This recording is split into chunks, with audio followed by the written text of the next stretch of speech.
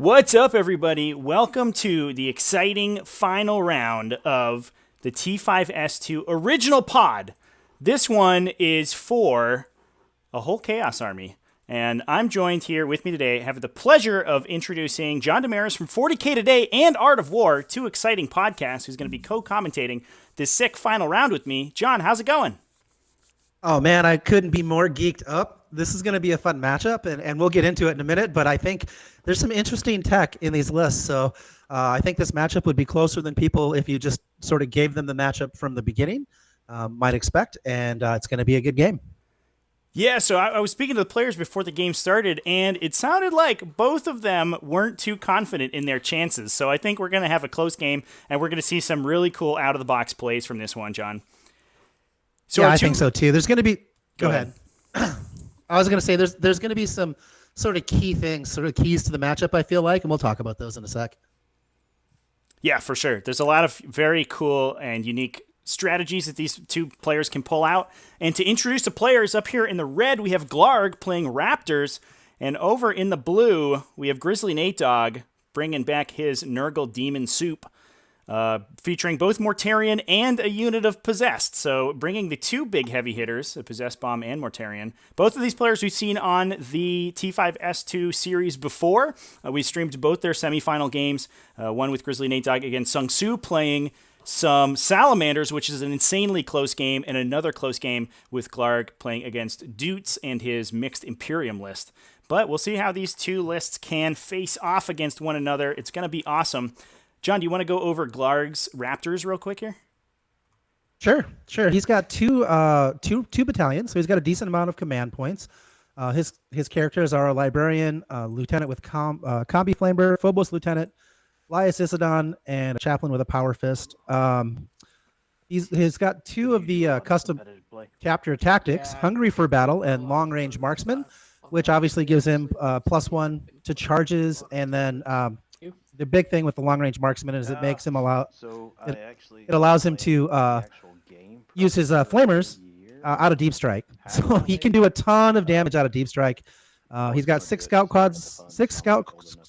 squads. Excuse my language here, with bolt guns, and then he's got two 4-man assault Centurion squads, one Centurion Devastator squad with Hurricane Bolters and Grav. And then an Aggressor squad with Boltstorm Gauntlets. It doesn't say how big the Aggressor squad is. And then that's two a full times 6-man Aggressor squad there. Right, so he's got all the DACA. He's got a ton of DACA. And obviously the Aggressor squad is because of the nerf to Raven Guard, right? Where they can't use their Warlord trait to redeploy Centurions, but they can Aggressors. So definitely, yeah. Yeah, that's the forward deployment from Master of Ambush from the Warlord trait. Yep. And one of the things I think is... Yeah, go ahead. I was just going to say, Lias Isidon does have a special ability, which is pretty key, which allows him to take, is it three additional units and put them in deep strike? And so usually they do that with scouts, but we'll see how they do. Right. Yeah, so that's actually precludes him from deep striking Primaris, Centurions, or Terminators. So actually the scouts are the only legal targets for that. And we've seen Glarrg. We've streamed a couple of Glarg's games in the past, and he's actually has decided typically not to reserve any of those models because he has so many points in reserves with these three enormous Centurion squads. Yeah, I totally get that. The other thing that's interesting is his scouts have bolt guns and not sniper rifles, which is where you really get the money with deep striking them. Right, it allows you to bring them down in their custom doctrine and blow characters up left and right. So yeah, but even those scout bolt guns aren't really to be underestimated, especially with those long-range marksmen. So they go up to a 27-inch range. You can shoot them with the rapid fire at 13.5 inches. You get a little bit of an extra bump there, and then plus you're going to want to stay in tactical doctrine anyway for as long as possible. So there's going to be sporting an AP. So even just little scout bolt guns, I think, are going to be able to put some work in, especially against Yeah, it's like good old Mortarion, right? Like, yeah. Oh, yeah, absolutely. Yeah, so we should talk a little bit about the dynamic of the matchup here. Raven Guard, obviously good at killing characters, and GrizzlyNateDog, he's bringing one of the biggest characters around. What do you think about that? The Raptors fighting against Mortarion here. Well, I think it's interesting. I think one of the keys to this matchup is going to be how good a job that GrizzlyNateDog does protecting his characters. Now he's got some tools, right? He's got Death Shroud Terminators, which is really, really big, is going to help a lot. But really, the Possessed Bomb is way more dangerous with the characters to buff it. So those are the characters that are going to matter. Mortarion's going to do Mortarion things. He's gonna rush forward. He's going to be a huge distraction Carnifex, do a bunch of damage, blow up all over Glarg's list. But it's just I just don't see him being that. He's gonna do his thing, but he's gonna do Mortarion things, right? But I think the key to the game is what happens to how well he does screening his characters away from the deep strikes, the drop-in scouts, and keeping them so that those possessed can do the damage. Because otherwise, he's gonna have trouble chewing through all of those Centurions, right? Right. And part of the strength of the Raptors Centurion list is that you can't really defend against wherever the Centurions, they're going to be able to attack whatever they want, right? Because they have such a long range and they can deploy anywhere on the table outside of 9 inches of your units. And it's almost impossible to screen out far enough to stop those big Hurricane Bolter shots from hitting where they want. And not to mention, these 6-man Grav Devastators with the Grav Amp stratagem to reroll wounds and damage. It's going to be hard to stop, Glarg's units from getting a bead on Mortarion and taking him out before he's able to respond to them. Yeah. So one of the keys to GrizzlyNateDog's list, right, is the using those like Cloud of Flies strat and the Shrouding strat, I think, which makes it hard to shoot the things that he cares about because right, but that doesn't work when your opponent can drop anywhere unless you can box out the entire board, right? So there's going to be this game of cat and mouse where they're trying to GrizzlyNateDog is going to be trying to force Glarrg into putting his Centurions in certain places and then trying to make it so they can't shoot what he doesn't want them to shoot. Yeah. So the positioning on this game actually is going to be really interesting. Yeah, for sure. And we should note, too, so let's cover GrizzlyNateDog's list real quick here. He's also bringing 2 battalions. He's bringing in a full battalion of Alpha Legion, as is to be expected with this Possessed Bomb style list, that has a big old unit of 17 Possessed, 3 units of Chaos Space Marines, just to grab objectives. I imagine sometimes these guys show up as engineers to sit on the back of the table and just grind some secondary points. As well as a Dark Apostle, obviously a big deal, bringing that guy in for the additional -1 to hit, or you can add an additional +1 to wound on the Possessed, which is just good at getting all of their combos off, as well as a Master of Possession in there as well. We also have a mixed Chaos Detachment with a Poxbringer to give +1 strength to all of the Nurgle demons, which is going to be the Possessed, potentially Mortarion, potentially these Obliterators as well. 3 units of Nurglings, which are going to be very useful in this matchup because they can forward deploy to screen out as much space as physically possible where those where the Centurions could drop in. And then also bringing in those Death Shroud Terminators as well to protect the characters. So 2 battalions, another fairly CP-heavy list, which is going to be good because GrizzlyNateDog needs it to power that Conceal and that Cloud of Flies. But one thing that we should talk about is he does also have a very strong counterpunch unit of his own in these Obliterators. So he's going to be able to deep strike those guys in, and he can, depending on who's attacker and defender in this game, he can wait until the Centurions are on the table and then use one of those Obliterator units to, really potentially just pick one of the Centurions up, before they're able to do any more damage. That's the thing with the Blitz, right? It sort of depends on how they decide to operate that turn, but you're absolutely right. They can do a tremendous amount of damage, and that's going to be important. So what I think is going to be interesting in this game is both lists throw big haymakers, right? They just do. When those Possessed hit, they're going to do a ton of damage. When those Centurions come down, they're going to do a ton of damage. So it's going to be like, what's the overall resilience of each list? And we'll have to watch and see which way the tide goes, based on dice, positioning, that kind of thing. But I think whoever makes the first mistake is probably going to lose this game, but it might be a slow death because they both have fairly durable lists as well. Yeah, for sure.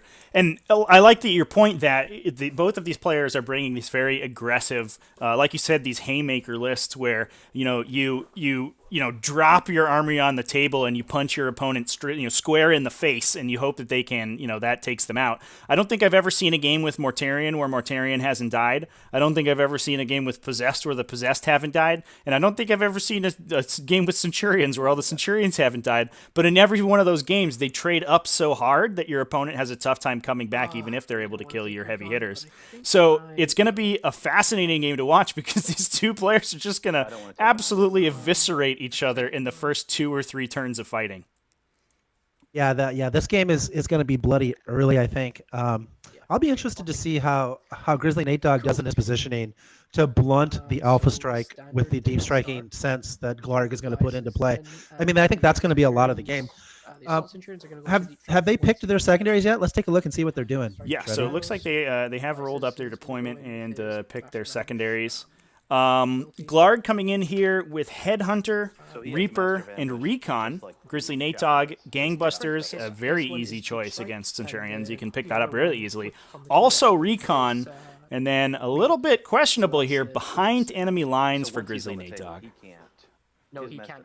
What do you think of those picks, John?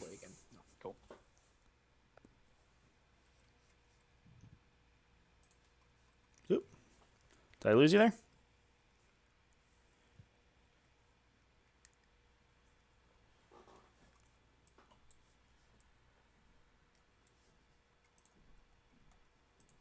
Looks like I might have lost my co-host here. You lost. What's that? You're back?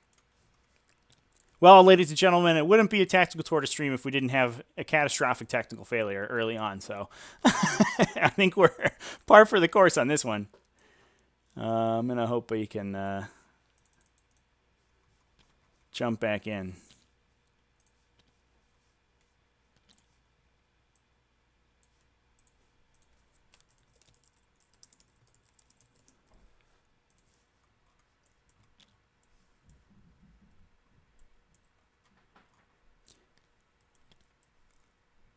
So to continue covering the game while I'm waiting for my co-host to join back in with me, it looks like Glarrg did win the roll to go first. I think that's a big deal since both players were really looking to get that first turn and take as much table space as possible.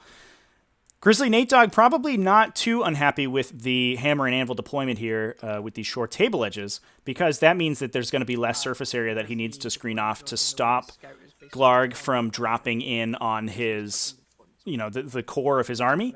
But that said, being able to dump these Centurions on the table immediately on turn 2, not to mention being able to forward deploy the Aggressors with Master of Ambush and lambasting anything that they can get a shot in on turn 1 is going to be real tough for the Nurgle army to withstand. So we'll see how it goes. I think it's going to be an interesting one. I know both players were really hoping to get that first turn. And it looks like Glarrg has won it out.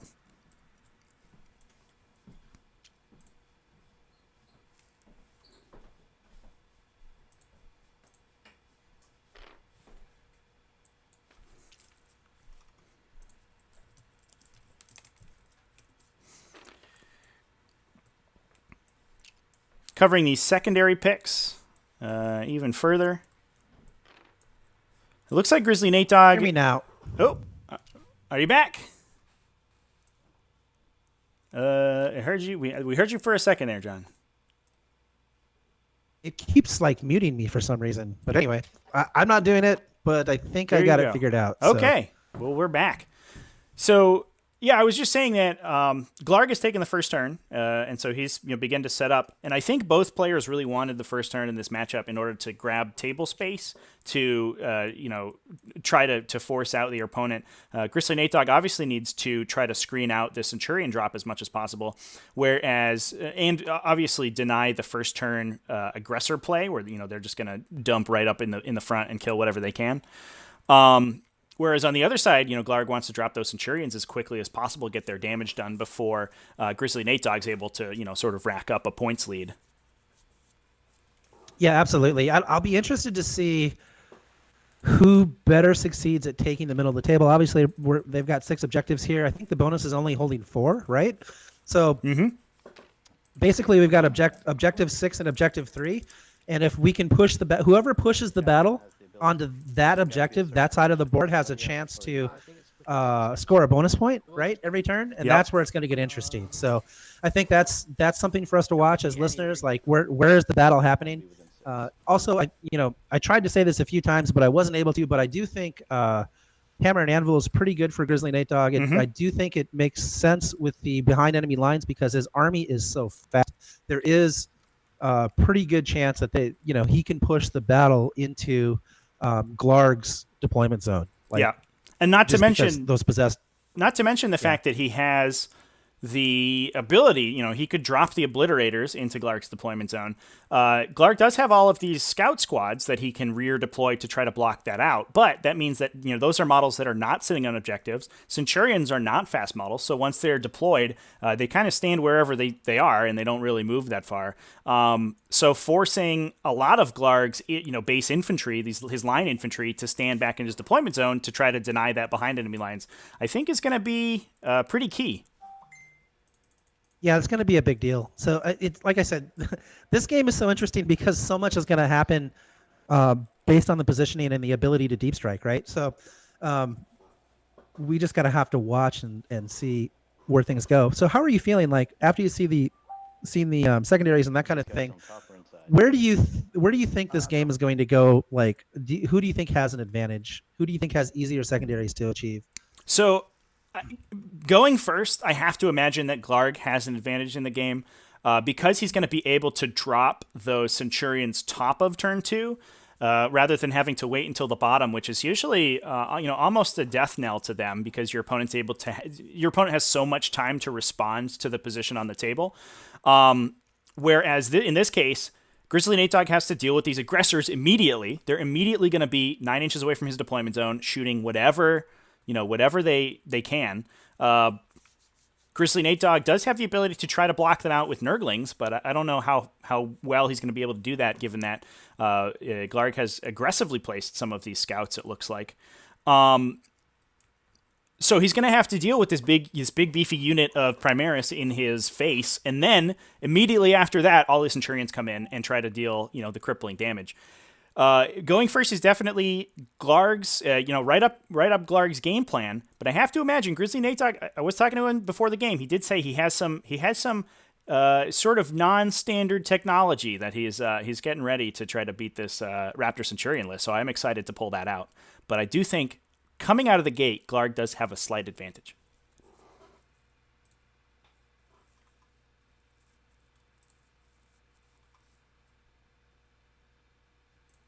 Do we lose you again, John? So I guess the question I have is, are they able to be contacted from the ground? That's something you'll have to ask Trevi, I think. Okay, Trevi, I'm back. Sorry. This Steam technology is a little bit weird, but one of the things I think is we'll have to watch for, which I think is...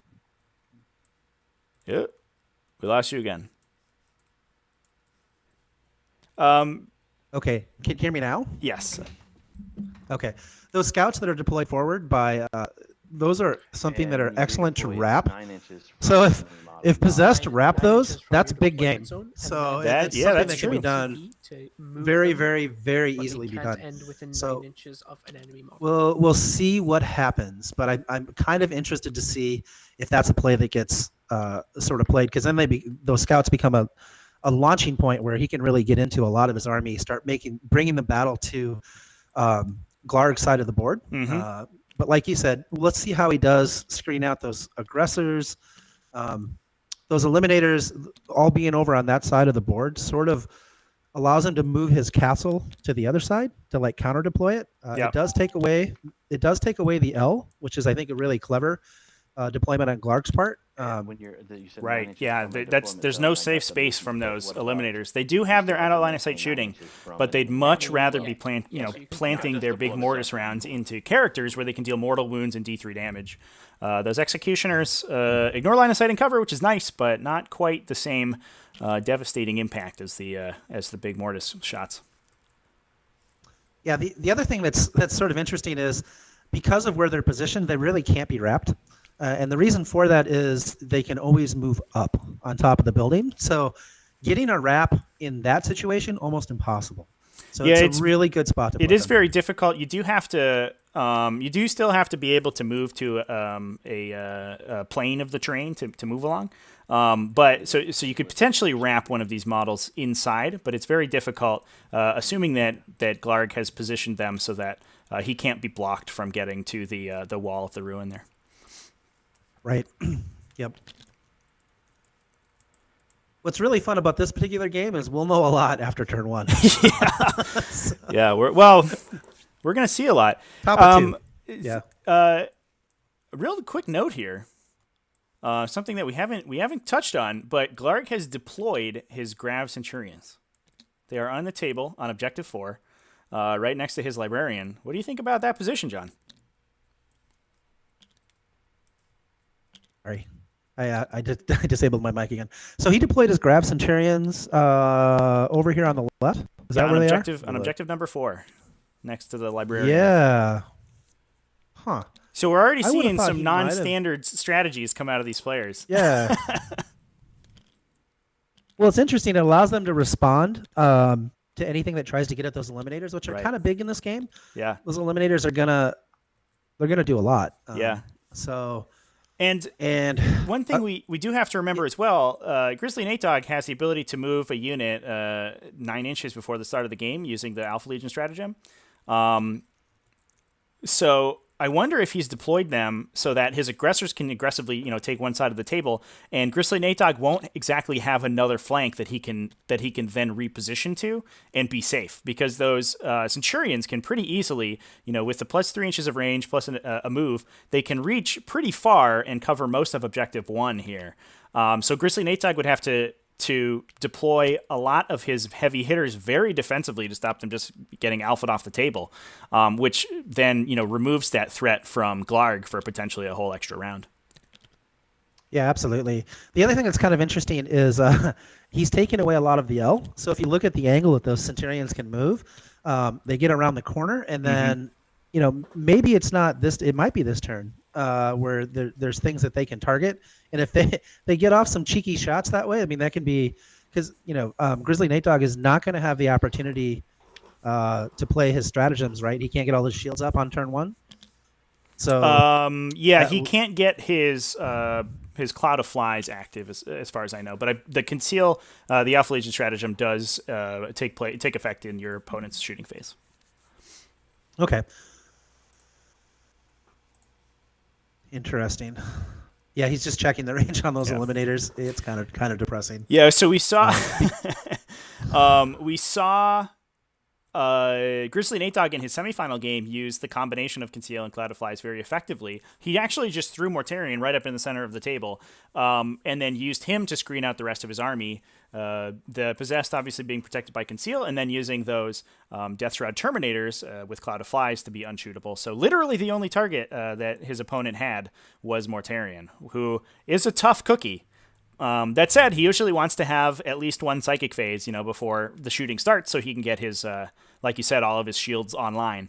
And he's not going to have that. Get in this minus case. 1 up. Yep, exactly. Yep. And we are seeing Mortarion being deployed way back here by Objective 1 behind the Ruin Wall. So he's not going to get taken out immediately. Thank goodness for that. And then hopefully we'll see a warp time from him and getting some work done on turn 1.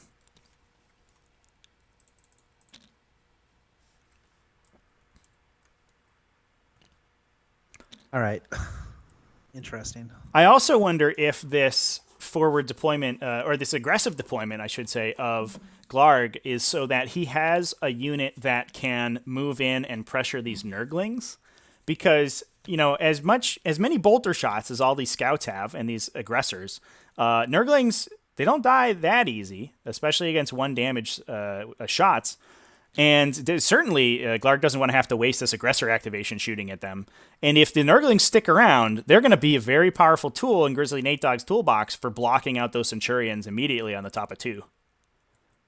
So look what he's done with these Nurglings. He's completely blocked out the ability for 27 on the grabs, him to drop those aggressors turn 1 in the middle of the board, right? 27 So on the grabs, Centurions. Yeah, they're going to die, plus but 4-inch move. So it's 30 still damage. like Yeah, we're going to see some Pretty extreme cool. casualties from Cool. GrizzlyNateDog on the top of one, which is to be expected from this Centurions aggressive cannot Space redeploy- Marine can't list. redeploy You know, Centurions. it's hard to imagine a universe in which both of these Chaos Space Marine units, as well as these Nurglings, don't get taken out. But that said, it does force the aggressors way far back. He's forced them back with these Nurglings on this bottom side towards objective 2 and 5, so that the aggressors can't get a threat in past this ruin wall by objective 2. That's probably, if I was to guess, that's where he's going to place his Possess Bomb, so that they're relatively safe and that they can counterpunch that aggressor unit if they get too close.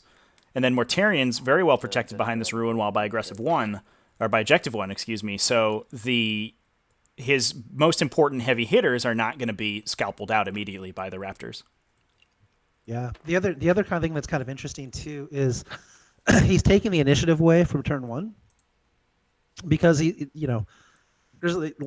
because his army is so fast and because he's not allowing Glarrg to like redeploy a bunch of stuff on turn 1. Like he can make the fight happen on the side of the board where Glarrg is. Mm-hmm. And again, we talked about in this particular scenario, the bonus point is for controlling 4, right? So it's not an easy thing to do, but if you want to score behind enemy lines and you want to score bonus points, then this strategy makes total sense, I think. Yeah, absolutely. And you also want to make it so that your opponent has to forecast where those Centurions are about to go, so that you can set up to deal with them as efficiently as possible. That's really how much damage the Centurions do before they go down is the number one factor in who wins these Raptor Centurions games typically. Yeah, I mean that's one side of it. The other side of it is how much does the possessed bomb get to eat before they go down, right? Yeah, so it's like that's true. Two sides of the same coin. Right. Yeah, Right? like we said before, we're just trying to trade up with each other. And when these two aggressive armies that try to trade up with each other, trade with each other, it's whoever's got the last man standing is going to win for sure. So I have a prediction. I think this is going to be a close game. I think this is going to be like one of those 27-26 kind of games, or something along those lines. 29-23, not a blowout in either direction, but we'll see. I could easily be wrong. We've seen GrizzlyNateDog, obviously he's playing this aggressive melee army, and they tend to pull ahead astronomically on objectives very early. Now he's forced to deploy defensively here, so he is probably, he's not going to be able to rush out and grab as many objective points as he can in his previous matches. But that being said, this army can score objectives insanely quickly. You can very easily, kill more, hold more, bonus, score a bunch of secondaries, and pull out an 8-point turn, very quickly with this Possess Bomb. On the flip side, Glarrg, we've seen him, even in games where his Centurions have been taken out, we've seen him play the scenario very effectively, and he's been able to pull out games that we wouldn't typically have that we would have called against him, in any other situation. So I think, Glarrg as a player definitely can play the objective very effectively, even if GrizzlyNateDog is able to take that early game lead. That said, I think these Centurions are about to deal a bunch of damage, so I think that's going to be a big factor. Here's another thing that's kind of interesting to think about, right? So An 18-inch gun, so 23 inches on top. Glarrg has got a lot of scouts, which are sort of trivial to pick up in a lot of ways. Mhm. And so if Glarrg blows up a bunch of Chaos Space Marines and Nurglings turn 1, his ability to get kills is going to be drastically reduced. And so it could set up a situation where GrizzlyNateDog can sort of cascade into scoring kill more a lot, because all the stuff that he can easily kill is now off the board, where he can pick up, he can drop in obliterators and pick up a scout squad and do something else, right? Yeah. Kill something else that's important. Yeah, for sure. So that's going to be something we'll have to watch as the game progresses. We'll see. I'm not saying that it's necessarily a clever trap. What I'm saying is, GrizzlyNateDog has to screen out, and so because he has to screen out, those things become vulnerable. But if Glarrg kills too much, it could come back to haunt him, right? first thing. Yes, I'm going to do absolutely. is Yeah, that's one of the Master idiosyncrasies of Ambush. the ITC format. You know, once you take So out all it's your gonna actually opponent's target squishy this stuff, you do culmination have to over score here. that kill every round in order to get that primary point. So while the kill more early might be, you know, very attractive, it might not be the best play.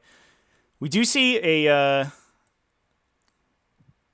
looks like a redeploy from these eliminators here, deploying Okay. over on the side by objective So 5 anything to you get a need to direct do now, fire pregame? shot into No, I didn't. Glargg's I didn't characters. CP for anything. Okay. Would you like Interesting. to So the do anything else, really? Yeah, that's. this is gonna going to be an everything, I interesting think. game because they both have like a lot of I'll say mobility. So start a Like game, yeah. Okay, so start game. So I will do my litanies first. So that was his So master let's of do ambush catches to and fire redeploy, actually. onto aggressors. He's just Yeah. chosen to Well- deploy the aggressors So defensively +1 to and hide first them. Target, and, well, he didn't have a good concentration place to put focus. them, right? Because Right. of the Nurglings. Right. So I think that was sort of brilliant. got +1. Nurglings are also dirty cheap. Like 3 bases of Nurglings like 50 points, right? Yeah, so it's no, not absolutely. like Yeah, he won't do. And it's They've not like already they're not bought going to the do command anything, points? right? They're just going to kill all these Right. Nurglings, and then that's where they're at. Okay. Cool. So yeah, very heads-up play by Glarrg so here. That was On to actually my very other cool. phase, I believe. And just the threat of that Master of Ambush, one of the so most powerful abilities in the First thing we're gonna do in the is Raptor or in the Raven Guard, excuse me, supplement. Lieutenant You know, in full you loss, lets you just one to redeploy a advance. unit anywhere not within 9 inches of an enemy model or the enemy deployment zone, Come on. and they can Let's go just four, drop in and 7, immediately versus hit you on turn this. one. Yes, +1, So it's he's gonna be forced 5 + 6, Grizzly 11. Nate Dog to deploy way back to prevent that Alpha Strike, and then he's just not used it. He's like, okay, The I'll take that Sergeant, table space. Scouts here are I gonna have so many guns. They're all relatively 6, short range, so but you know you have to come to me because you're a melee army, and that's just how we're gonna play this game. You know, I'm gonna sit here. I'm gonna be defensive on my side of the table, and you're gonna have to eat some hellish Overwatch there with for those advantage. possessed in order to get them into melee.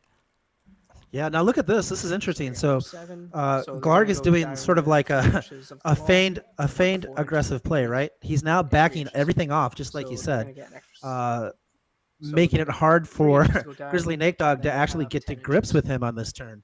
So that's interesting. Yeah, See that he's backing everything up just to make it a lot harder to get wraps and everything else. super cool Very, play very smart. from Glarg here. Yeah, absolutely. I told you this game is interesting because they're both like doing all of these positioning things to sort of thwart each other's plans, and they're they're having to do like kind of crazy stuff. Right. Yeah, we're seeing, you know, these guys are playing 40K in 2055 right now, you know? like we're seeing Right. some IQ 2000 plays. So I have a question for you, Trevi.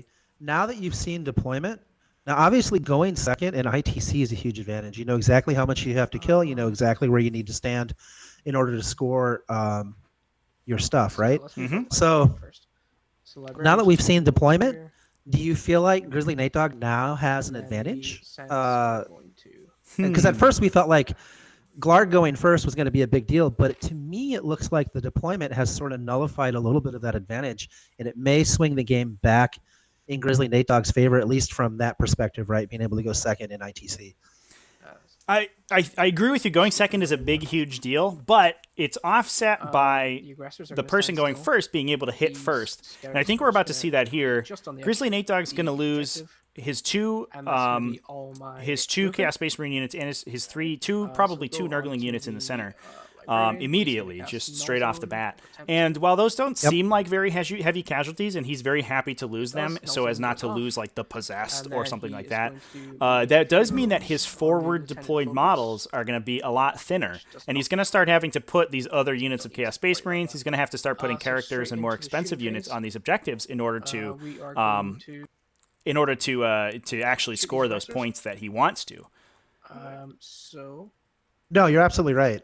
they did move, so they get to I was twice. just pointing out that We're just gonna put 3 of them into one. it's still very round. early in the game, right? So there's a lot to I'm happen. about But to move this scout squad. Are you alright with me moving it? Yeah, move it back. Yeah, it's also sort of compounded by the Space Marines' heavy So- access to forward so we're deployment, gonna do the the concealed positions aggressive deployment first. So 3 into this front that's Nurglings from the swarm. allowed by scouts and eliminators. Okay. so that Glarrg can take a lot of table space and an extra D6 shots. still have these models all over the table that they can go grab objectives with. The lag spiked a bit. I have to wait Absolutely. Count down. There we go. So it looks like we have the aggressors stand still, so they're going to double fire, and we're I gonna believe they're just hit splitting fire these between these two each. Nurgling squads. The Makes Nurglings sense. are pretty resilient to damage when shooting because they do have that 5+ DPR against 1 damage stuff. That said, this is a lot of are they- damage one. Right. Are they 4 wounds per base? I can't remember. They are, yeah, they're 6, pretty hefty. So Yeah. 12 each again. Yeah. So that's a lot to chew through, actually. And we are seeing the pure power of aggressor dice here as So Glarrg this is spawns 3 more and more for dice first into the Nurgling game to spawn. throw into the roller. Hitting on 3s with no rerolls. Uh, On the box. There you go. How many shots from the first one into the Nurglings? So they got 2d6 extra shots each, and then they have 12 shots additional each. Okay, so 60 shots. All right, cool. Yeah. So 1s and 2s miss. And then wounding on 2s, I presume, because you're toughest. So to pretty hit. straightforward turn Rerolling one. ones I think with the most important lieutenant. revelation that we're going to have here is how much damage these eliminators, down by Those objective on your 5 on the save? bottom of the table, on GrizzlyNateDog's side, are going to deal to 33, I think. it is. GrizzlyNateDog's characters. Yeah. If they pick off like a Poxbringer, that's big game. I can't see. Let me see Right. what's over there. So they might be able to GrizzlyNateDog grab the deployed master. all of his characters there.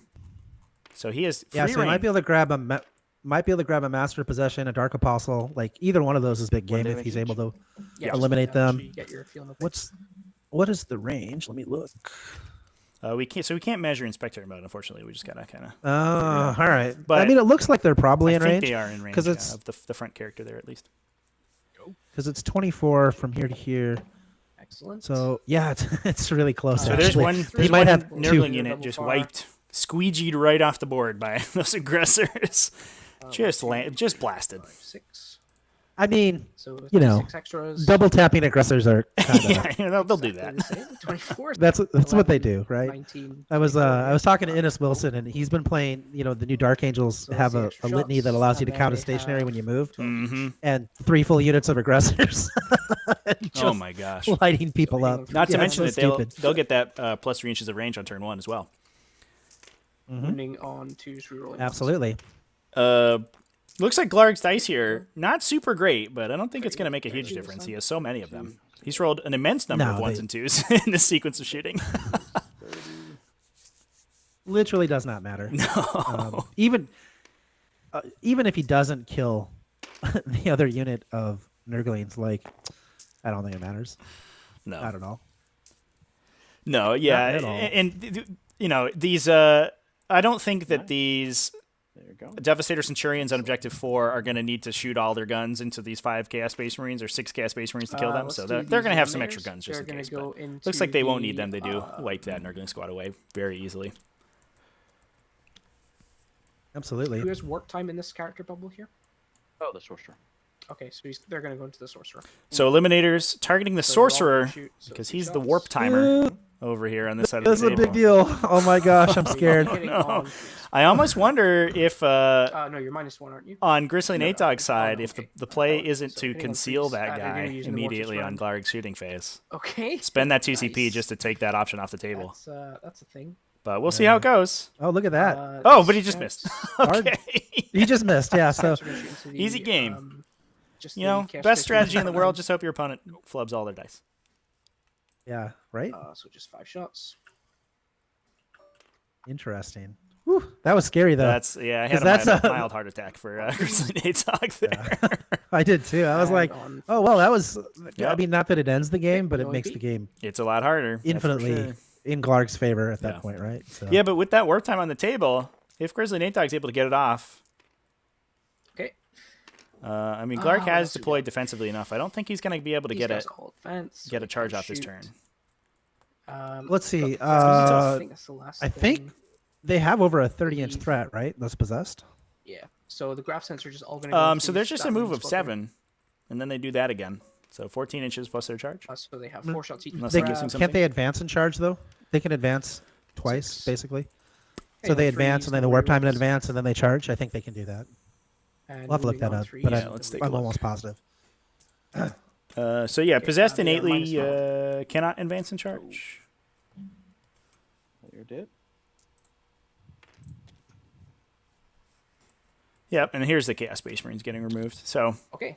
GrizzlyNateDog losing his chaff units. believe He would like that to is keep the those end of guys the around to turn. hold objectives, I but don't think I've got any more somebody's shooting. got Well, to. just a screen. Yeah, somebody's got to lay on the on the in front of the yeah. train here. You know. Yeah, that's all my shooting. He's So he's that got to is going block be the turn. Oh, it looks like the this Centurions from this coming down. purple So- unit down by objective 2 But did I'll survive. do Reaper at the end of the game because So You've that's got one Reaper for sure. You can pretty go ahead good. and if you want. okay. those guys are going to be able to grab Yeah. objective 2 and 3. Let this other unit inside the L on near objective 3, sort of keep hidden. I wonder if we even just see a gonna warp time on those guys. thing. On these Chaos Space Marines, just Maybe. to buy some table space, try to engage some Eliminators or some Scouts, and stop that really devastating anti-character shooting. Yeah, this is GrizzlyNateDog's position on the first turn is going to be absolutely vital. So we'll that's see. the end of We'll see my how he turn. does stopping the Centurion drop from just ending his game. It'll be Interesting. it will be interesting. The good news is, like, losing 2 units of Nurglings and a unit of Chaos Space Marines, not really that big a deal. It doesn't cripple his game plan at all, other than protecting himself from deep strikes, right? Yep. So So John Chat's here to save us, dig us out of this hole here. Only Slaanesh Possessed Bombs advance in charge. The Nurgle ones are a little There we go. slower. They're riddled with disease. Gotcha. They got to carry all those bags of pus around. makes total sense.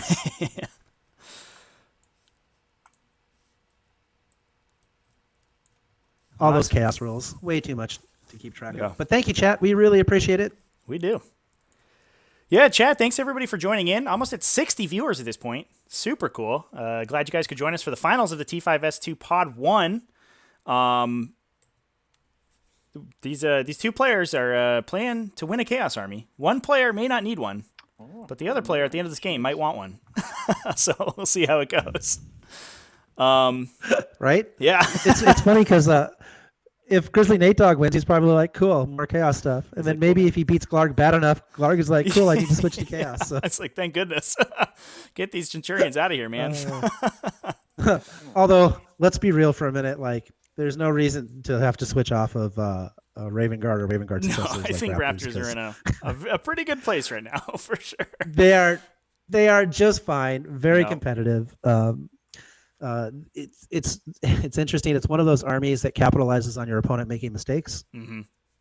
and it's very easy to make mistakes against it. Yeah, and it's So- easy to force mistakes, almost like we're seeing in this game, where Glarrg represents all this threat. He forces GrizzlyNateDog to deploy suboptimally, and then he just sits in his deployment zone. He's like, "Good job, we did our job, boys." We used this Warlord trait just to This is- scare him, just to put the fear of This- Lysicidon in him. Absolutely. This is one of those games, interestingly enough, where CZ initiative makes a big difference, right? So Yeah, it changes yeah, that's everything true. as far as That's how true. things get deployed, what happens. Marines are just Yeah, I wonder if that's a mixed bag for both these players, because both these lists, I think, benefit from going first. So they would like to have the ability to Absolutely. seize, but being seized against can be very devastating. Absolutely. Folks in the chat, again, thanks for joining us. Got some questions in here. He's not like other kids. Is Gnar the only one playing any Thousand Suns in the tournament series? I hope they have a better showing in the future. So yeah, we did stream Gnar versus Don Husin from Pod 3, if I remember correctly, round 1. That was a good game. There are other Thousand Suns. I did see some that were submitted, and actually you can go through the lists on our tabletop TO series listing. So I'm going to throw a link in the chat to that real quick. But if you guys want to, pick out your favorites, you can definitely follow them throughout the series. Don Husin actually losing his round 2, unfortunately. So that the Plague Marine spam Death Guard went down. So there is a link to the T5S2 season list in Tabletop TO. You can find links to all of the events there, and you can look at all of the lists that have been submitted. There are a couple more Thousand Suns lists. They might not be available yet because they might be in other pods that haven't unlocked lists yet, but there are a couple that are popping up for sure. Micah Robin, Grey Knights won against Nurgle. We had 2 Nurgle in this pod, actually. 2 pure Nurgle lists. And my Grey Knights were able to take down the Nurgle demons. Somehow, Grey Knights found a way to beat demons. I don't feel like that's anything to brag about. Let's be honest. No, it's... 4 damage smites does a lot of work. Yeah. Yeah. It would be an interesting game where... if the Grey Knights didn't have all the anti-demon tech, for sure. Anti-patent, yeah, that was pod 2. You're right. Thank you. Thanks for reminding me. Yeah, let's see. What is GrizzlyNateDog doing here? It looks like he's trying to zone things out. He's got those Nurglings there. He moved those Chaos Space Marines over. I think what he's really wants to do is stop aggressors from. Well, I guess he does have concealed, so that will help. But it's a little bit scary. It's getting kind of scary.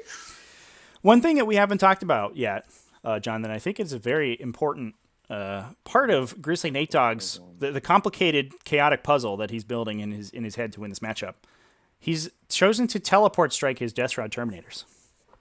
That is definitely interesting. Yeah. So they won't be here to protect Mortarion immediately, but he does have them potentially as a unit he can drop in Glarg's deployment zone to grab that behind enemy lines and threaten his back line. I wonder if his game plan is to bait Glarg into dropping those Centurions in his on his side of the table to fight the Possess Bomb and Mortarion, and then just dropping all his teleporters on the other side where they can't be hit by the Centurions, and just mop up all of these scout squads and these aggressors. That could feed into behind enemy lines, right? Yes, yeah, that is an interesting pick. I'm really excited to see how GrizzlyNateDog plans. Me too.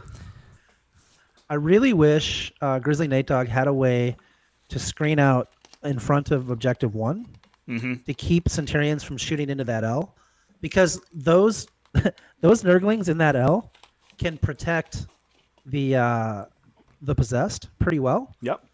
Because he doesn't, as long as he can stop him from getting around the corner to get line of sight on him, like I feel like that's big game, because then he can move those possessed up in position to start be ready to strike on his turn 2. But he doesn't. I don't see a way for him to, unless maybe a warp time. Yeah, but I'm not seeing a way for him to really get a good. All right, so right. A good screen out that way. One thing to note too, to that point, is in order for the possessed to be protected by conceal, and I don't know if this is your point, but I will say it for the edification of chat. They do have to be the closest visible, so it's not true character protection. You do ignore stuff that you can't see. Right. Which is a little unfortunate for GrizzlyNateDog, because most of his stuff is going to melt to those hurricane bolters and grav cannons and stuff. But that said, if he can just physically space out far enough to stop the Centurions from getting range on his models, that's going to be enough. Looks like we have very defensive play from GrizzlyNateDog here, just keeping his possessed way in the back. I think he's done it. I think he's literally screening them with Mortarion right now.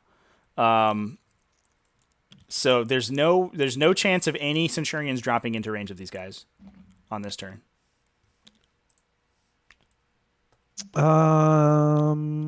What about down the side? I can't measure the distances but let's see. Hurricane bolters have a 27-inch range. Yes. So yeah, he's got to screen out 18 inches from where his units are effectively. The front of the screening unit's base has to be 18 inches from the edge of the target space, basically. So it looks like he could reach him from there. And he did shuffle these Marines around. I wonder if. But that said, he might just be hoping to conceal them for long enough that they'll survive.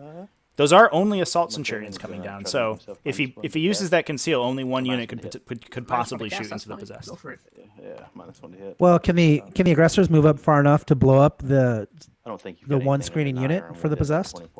No, I've got this librarian over here. The aggressors could, potentially. I think they are. Right. So if they clear those Space Marines, with an advance, and he also And I'll reroll one of them. drops some sense in, like he could do some damage to those those possessed, and every possessed that comes off the board is a big deal, right? It is, yeah. So, Yeah, that unit, The it's so sorcerer powerful. will Each one of give, them is so individually powerful, but, makes once it's sense depleted, they're just to Space the Marines. They have possessed. 2 wounds, but they're Space Marines. And that'll go off, and then you'll warp time on, which that'll go off. here goes the warp time. Oh, it looks like we actually just cool. warp timed the possessed. One more time. 10. Yeah. Okay, so he's going to drop them right along the edge of the table here.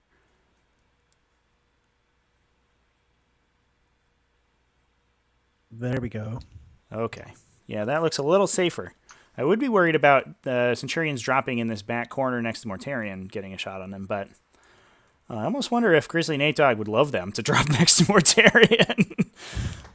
Right? That said, they do get the +1 he to might wound be- against him now, because we are going to be in Tactical Doctrine this next turn. That's kind of scary because the thing with Mortarion is he does not want a high volume of fire going into him.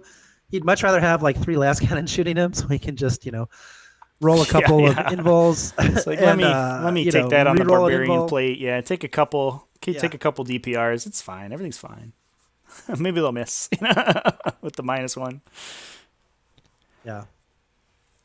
Going back to chat here, Luke Boss asking about Tyranids in T5S2. I did have a couple Tyranid lists, pure Tyranid lists that were submitted for. I know there's one in Pod 6 or 7, if I remember The correctly. Master of Possessions So will we'll see some Tyranid action coming up. I think Tyranids are in a good spot right now. cast Infernal Power. Yeah, Dylan knows my that'll Tyranid go list off. is currently undefeated. That's And true. then Cursed Earth, I guess that's not wrong. and that'll go off. With the Exocrines and the Yeah. Gene Stealers, that one? Yes, Uh, exactly. An interesting list. Yeah, I mean it's like Tyranid good stuff. It's pretty straightforward, Right. but And it then is, the it is Hux pretty Priest will Right. effective. put Not a lot of- Blessing on Mortarion. Not a lot of what's the word I'm looking for? Chaff, right? It won't go Yeah, off. I mean there's Rippers. You There's just have- Rippers. And Gene Stealers can take the place of Chaff if they need to. Usually in matchups where you need to Shooting screen really phase. hard, the Gene These Stealers aren't going to guys do are much just going to damage shoot anyway, into so. their scouts. Yeah. Okay. We have some shooting from the 10 Chaos points. Space I got Marines, 1, just trying to kill some 3, scouts. that it moves See if we can pick up a kill Yeah, 'cause for he wants- GrizzlyNateDog turn 1. Yeah, 8 he absolutely shots. needs. Well, he wants to get that kill so he doesn't get far behind. Yeah. Yeah, he's kind of accepted Looks- that he's not going to grab kill more because losing 3 units is hard to come back from on that one turn. But Yeah. if he can get He's- one, that'd be good. Is he also giving up hold more to him? Looks like it right now, the way things are sit. Yeah, I wonder if these Chaos Space Marines near Objective 1 wanted to advance over there and just didn't roll high enough. It's going to be 4 ups. Maybe. 3 die. Wow, 3 scouts from that. Not going to kill the unit, but that is an impressive round of shooting from these Chaos Space Marines. No, it's not bad. Yeah. You'll take it, right? Every. And then morale. Yep. So they lost 3. They've got 7. Yeah, Luke Boss. I mean, it is. It is tough. Tyranids. So that's the end of your turn. The yeah? pool isn't that deep, I think, for Tyranids. There's the spawning pool. So I think if you've sort of So if you're going to play Tyranids competitively, I think you're sort of Station Focus, gonna go on the you're just going to run the good Aggressors. stuff for the most part. Does not go off. That's fine. Catechism of Fire does not go off as well. That's probably fine. +1 to wound. Okay. On the possessed. On to the movement phase. Mm-hmm. So, Okay, so here goes Glarrg's movement phase. where's the? Here's a moment Yep. of truth. We're going to see where those Centurions drop down, if they do Yep. at all. This is where What are you looking for? I feel trying to like. find the recon markers. Sure. Yeah, I suppose that. So is there's actually not a reason It's for him to gonna drop be them down right now 30. because he just gets to kill stuff for free 36 and So we'll leave 24. it there. and not be So threatened. these I guys guess are going to advance. he's just got to Starting zone at- out. at 13. So this Grizzly's guy's just deep gonna strikes, be right? But- 36. So he's gonna go there, 5 inches, and this guy's gonna go all the way to here. So I'm in tactical doctrine now, obviously. Aggressors are going to. Yeah, I imagine we see all these scouts really cloud out in the back here. To 21 inches. Glarrg wants to avoid, I imagine, exactly what we were talking about, where, these Death Shroud Terminators, these big stompy units, and these Obliterators just bounce down right in his deployment zone and pick up all those scout squads. Yep. See, he just inched the aggressors forward, got him just within 21. They are going to delete that unit of Chaos Space Marines. Here. And I think the Grab Centurions probably destroy the other unit of Chaos Space Marines over there. Yeah. I wonder if it's. I mean, maybe GrizzlyNateDog just really needs the screening, but putting those guys out there, means you're going to lose that scoring on Objective 1 for quite a while, I think. And I mean that's sort of what happens in a matchup like this, where there's Centurions threaten to deep strike and hurt you really bad. Mm-hmm. Is you have to screen that out to stop them from killing the things. Well, Scout Squad is just gonna move to let's be honest. The possessed Mortarion, those are the things that if GrizzlyNateDog is going to win this game, are the pieces that will win the game. So he can't give those away. So he's just trying to get. I think he's actually just trying to get him to deep strike his stuff in so that he can, then maybe deal with it without hopefully taking it too hard on the chin from the alpha. So yeah, that's any of these deep strike lists, right? There's sort of an anxiousness before the storm hits, where you just gotta, you gotta really buckle in and wait for it, and then you can actually start the game once the Centurions are on the table, basically. Yep. Yeah, and the other thing that's interesting about that is in this particular matchup, a lot of times when somebody deep strikes so much stuff, you can put them on their back foot, right? And GrizzlyNateDog was not able to do that because he had to go second, which is what you were talking about earlier, right? So it would have been to his advantage, I think, to go first after kind of watching what's sort of come about here. Mm-hmm. And you notice Glarrg is playing a very patient game, which is fine because he's winning, right? And so there's no reason for him to take big risks. And that's absolutely the mark of a good player. I think a lot of players would be excited to, forward deploy the aggressors, blast some Chaos Space Marines turn one, and then, Mortarion gets warp timed and kills them all. And I think Glarrg is playing it exactly how he needs to. Just staying back and waiting. Every turn that GrizzlyNateDog stays in his deployment zone, his chances of victory, are narrowing and narrowing. He needs to cross the table with these possessed bomb, and Glarrg hasn't given him a good opportunity to do that. Yeah, and then I think that's the reason why we see that he deployed the aggressors just to have the threat to redeploy them. But remember when we asked about the grav sense, why he deployed them, and it was just for this, just so he could just clean up any chaff that's on the board, right? So he doesn't need them to threaten.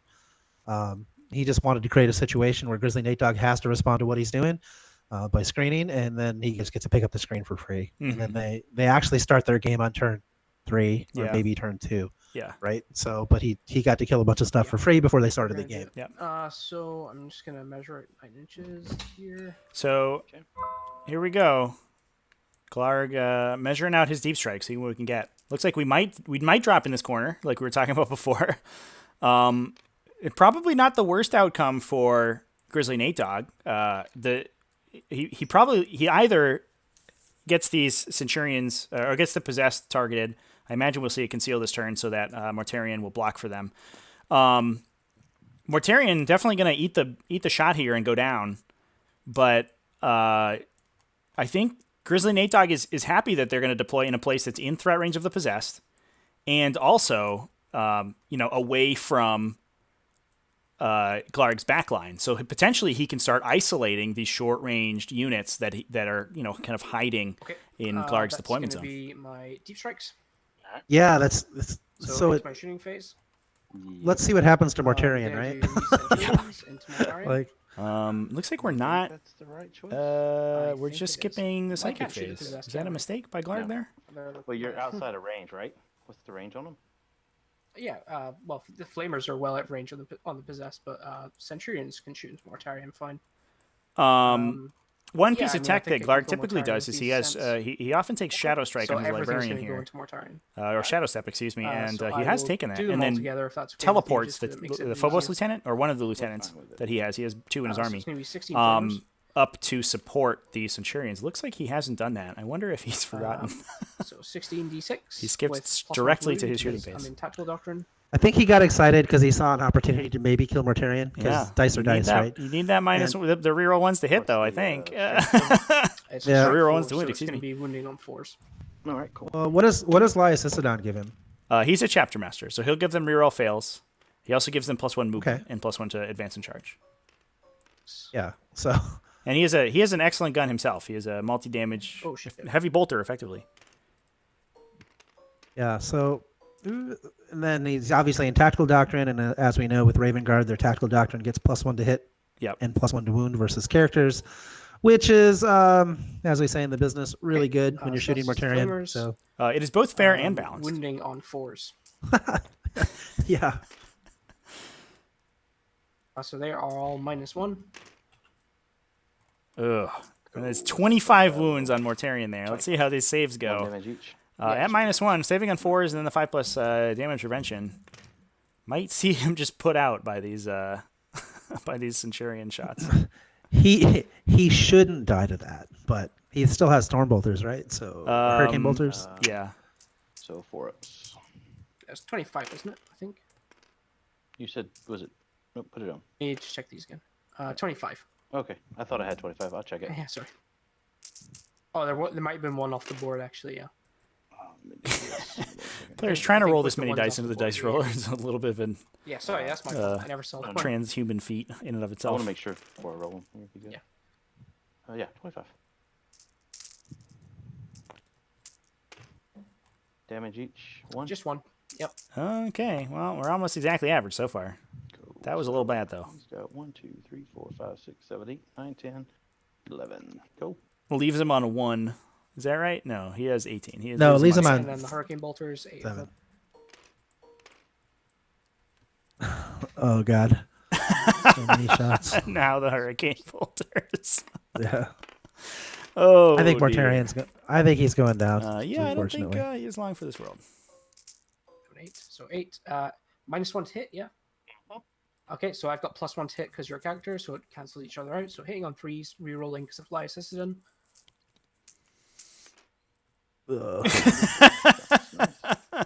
Just a stack of dice. Look And at then these wounding 4s on here. 4s 34 against +1 4s to hit. Oh my goodness. Oh my my goodness. gosh. Don't worry, Just worry, a mere- Mortarion. Another 37 Minus- 4-up saves for you to Just make there, -1 bud. again. So You'll be 37. all right. I'm excited to see 36 of these made. Like I told you, you didn't have anything to worry about. Yeah, Taudark in the chat. That is John Damaris from 40K Kevin, today. and how are you, or buddy? before. that's my Taudark's dude. been stalking That our is my dude. T5S2 chats. Yeah. that Taudark guy's from Advanced amazing. Maneuvers, everybody. If you're a War Machine veteran, you probably Yep. have watched And many he's been around Advanced for a minute. Maneuvers battle report. Yeah, those guys do really quality content. I keep trying to get them to do 40K content, but they are resistant. So. Oh, poor Mortarion. Lots of 5s. Let's go. 1, 2, 3, 4, No, 5, he's 6, dead. 7, 8, 9, 10, Yep. 11. Ugh. Nice. Overkilled by Brutal. 4 right there. Excellent. Excellent. Don't That's get exactly too what I want. excited now. Not yet. I still got to kill all the possessed, but killing Mortarion was my greatest concern. So that's good. So next thing we're going to shoot is the Aggressors, and they're all going to go into these, just the Chaos Space Marines there. One of them can't shoot, and because they move, they don't get to double shoot. So it is just 5 of them, with their single D6 extra shots. So, So- Trevi, Yes. you think it was a big mistake not to deploy Perfect. the Death Shrouds? No, I think it was okay. 'Cause that sh- Because they would Okay. not have saved Mortarion in that situation, Okay, right? that They is only have the extras, 12 wounds, and they and overkilled then him just by 6 a shots lot. each. They overkilled him by They 4 didn't or overkill 5. him by 12. Yeah. So Um, they would have So saved him. hitting so on they threes, could have saved him, but then you're losing, 2 units No instead of rerolls. 1. And Mortarion wounding on probably 4s. dies on Real Overwatch ones. if he charges these guys. Oh, that's Okay, fair. these are -1 on the Chaos Space Marines.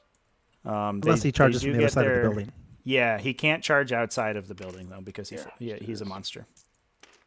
Oh, fair. Oh yeah, fly doesn't work. Right. Right. Over buildings in the charge phase. Yeah. So Fair point. what if And GrizzlyNateDog then wants to last engage thing- these guys? What he's oh, got to let's do these is eliminators. Actually, try these to eliminators are going to go into charge from where actually they see any can't see him. characters? So he's going to have to warp No, time they cannot. these So actually, what they're going to do is they're going to possessed shoot into 7 the inches possessed, 'cause through they the are forest closest and then visible targets to them. around the side of the building to charge through, And they're gonna so use that their there's no line multi-strand. of sight. So 3 shots. Mm-hmm. Hitting think we have on, eliminators going your into possessed right now. hit. -1. -1. So I've got +1, but I'm also -1 because I moved. So I'm hitting on 4s. I think we did see a hits. conceal there to And protect then those your toughness is possessed, 4. Tough 4 now. So 3 which to is wound, why they 6 didn't to get mortals. blasted So by that's 2 to the -2. by the Centurions. But it did mean that Glarrg had to remove these Chaos Space Marines between them in order to target them with the eliminators. Hit 1, and it's D3 damage. So here's the for question, 1 John. damage. If you're GrizzlyNateDog, Yeah, do you, shoot. do you even fight these Centurions? Let's do the Or grab. do No, you I think- think I might leave him in the Actually, dust. Yeah, do you think into GrizzlyNateDog's those, plan Chaos Space is Marines there. to have them drop on Mortarion in the corner, exactly like he did, and then leave them there? They're only move 5 with Lyacisodon. They're not that fast. You can just Grabbing book it Should across be the in range, table but with these double possessed. check. Try to get a charge on these scouts. Over here by the ruin, between objectives 2 and 5, and yeah. continue Threes, from no there. rerolls. Yeah. Winning on 3. I don't hate that. Actually, I think my lieutenant's there now. Yeah. I was just thinking that too, reroll because I mean, he's now taking enough damage so without those are doing enough -3. damage to where he can't just trade pieces anymore. Right. He's got to figure out a way to get back in this game, which is that also means will he might have to make like a be long my charge. turn right now. Luke Boss So in I the get chat. full hold, What we meant when we were and that is discussing everything I Mortarion charging these guys Oh, is actually, I get, you still can't overwatch him if you can't see him. But unlike an infantry model, Mortarion doesn't ignore the ruin for hit movement. So he would have to have the distance to go. These all have flamers, right? Yeah, 2 flamers Excuse each. me, to go all the way All around the way wall around. here. Yeah. Yep. Which would be a huge charge if Mortarion was standing at the corner. You'd be looking at a 10 or 11 inch charge, which is just not really reasonable. And they can move. What's the range of their flamers? 11-inch flamers. Oh, and then their regular GrizzlyNateDog guns measuring out the are- threat range of these Centurions. Hurricane bolters, which are 27-inch. But the flamers are assault, so I do get my advance. It's a +1. 32-inch Actually, threat advance +2. on those Lias seeing as Centurions +1 to between advance Lias as well. and the +3 inches from long range marksman. Not great, but it's not huge. It's Yeah. still significant for a melee unit that needs to get close. So let's talk about what can GrizzlyNateDog do to get back in this game. Is the board completely zoned out in the back here? It's not, right? Yeah, Yeah, Glarrg so he could- did not move his scouts around. I think he might have got a little too excited about that shooting phase. I imagine Yeah, that there's maybe. space in the back here to deploy his deep strikers, potentially in the ruin by objective 5. That's not exactly where he wants them, but it's better than nothing. Definitely in the ruin by objective 4. But honestly, Glarrg might want him to do that because that's where those Devastator Centurions are. Those Devastator Centurions will not have a trouble removing Obliterators or Death Shroud Terminators from the table. No, absolutely not. But I do think the ruins by objective 5 is probably the place to go. Yeah. And then if he can get a wrap with the possessed on the scouts, which is a big move and a big charge. Right. I can't measure it, so I don't know if he can make it even. But Yeah, it's probably If those a two things 7 happen- into a 7 into a 9-inch charge if I was to I eyeball was it. thinking this through for a second. Yeah, no worries. Take all the time you need. I'm just gonna go quickly get a drink, if that's all right. No, you're good. Good. You just continue on. Yeah, with your Luke Boss, movement. it would be cool to ignore Overwatch with those hive tyrants, but it is unfortunately not legal. You do have to measure the distance around the wall. that would be nice.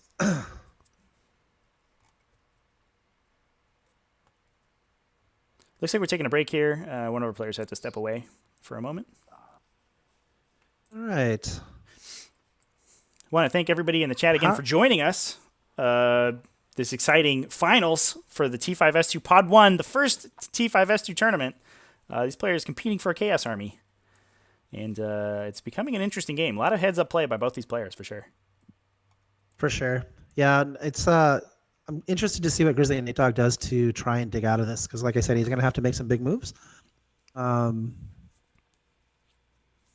Let's see. Let's look. Is there a way for him to get hold more this turn? Because he's been shot off of... he'd have to remove some models. He could potentially remove the scouts on objective 4. I think it would be dangerous, though, because Glarrg has no other models touching that objective. So, and then if he was able to grab 3 and 2, he would at least deny the hold more.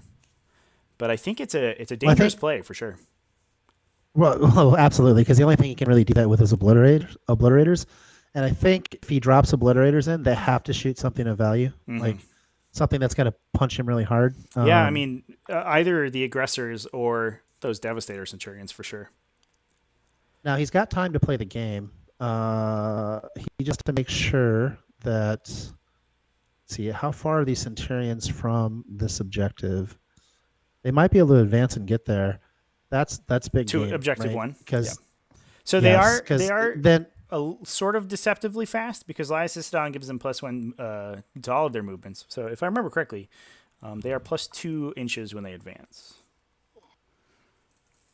okay. Well, we can check that, but the problem is if he gets these Centurions on 1, and then he has 4, 5, and 6, he's going to end up with No, bonus, excuse me. They're just hold more. They're just +1 to to an advance what roll. I had planned to do. So All right, it's so that's a pretty +1 pretty to far advanced advanced. charging and Just trying falling. to figure it out. Yeah, it's a pretty far advance for them to get there, I think. How's that? Probably Yeah, so a they'd be 4 or a 5. effectively a base 5 plus whatever they need. Yeah, 4 or 5 makes sense. But I don't know if Glarrg is that worried about it of getting it this turn.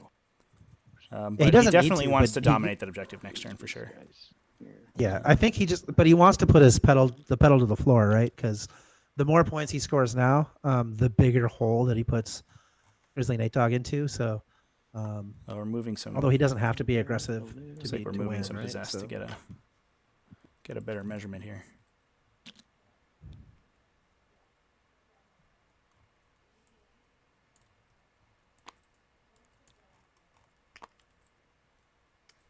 Well, death shot terminators and Front obliterators squad, aren't back nothing. Squad or 2 separate? It's 2 4s. So imagine the ones fully on cover one squad and the other. So you know what? I'll mark them. That's the smart thing to do. Okay.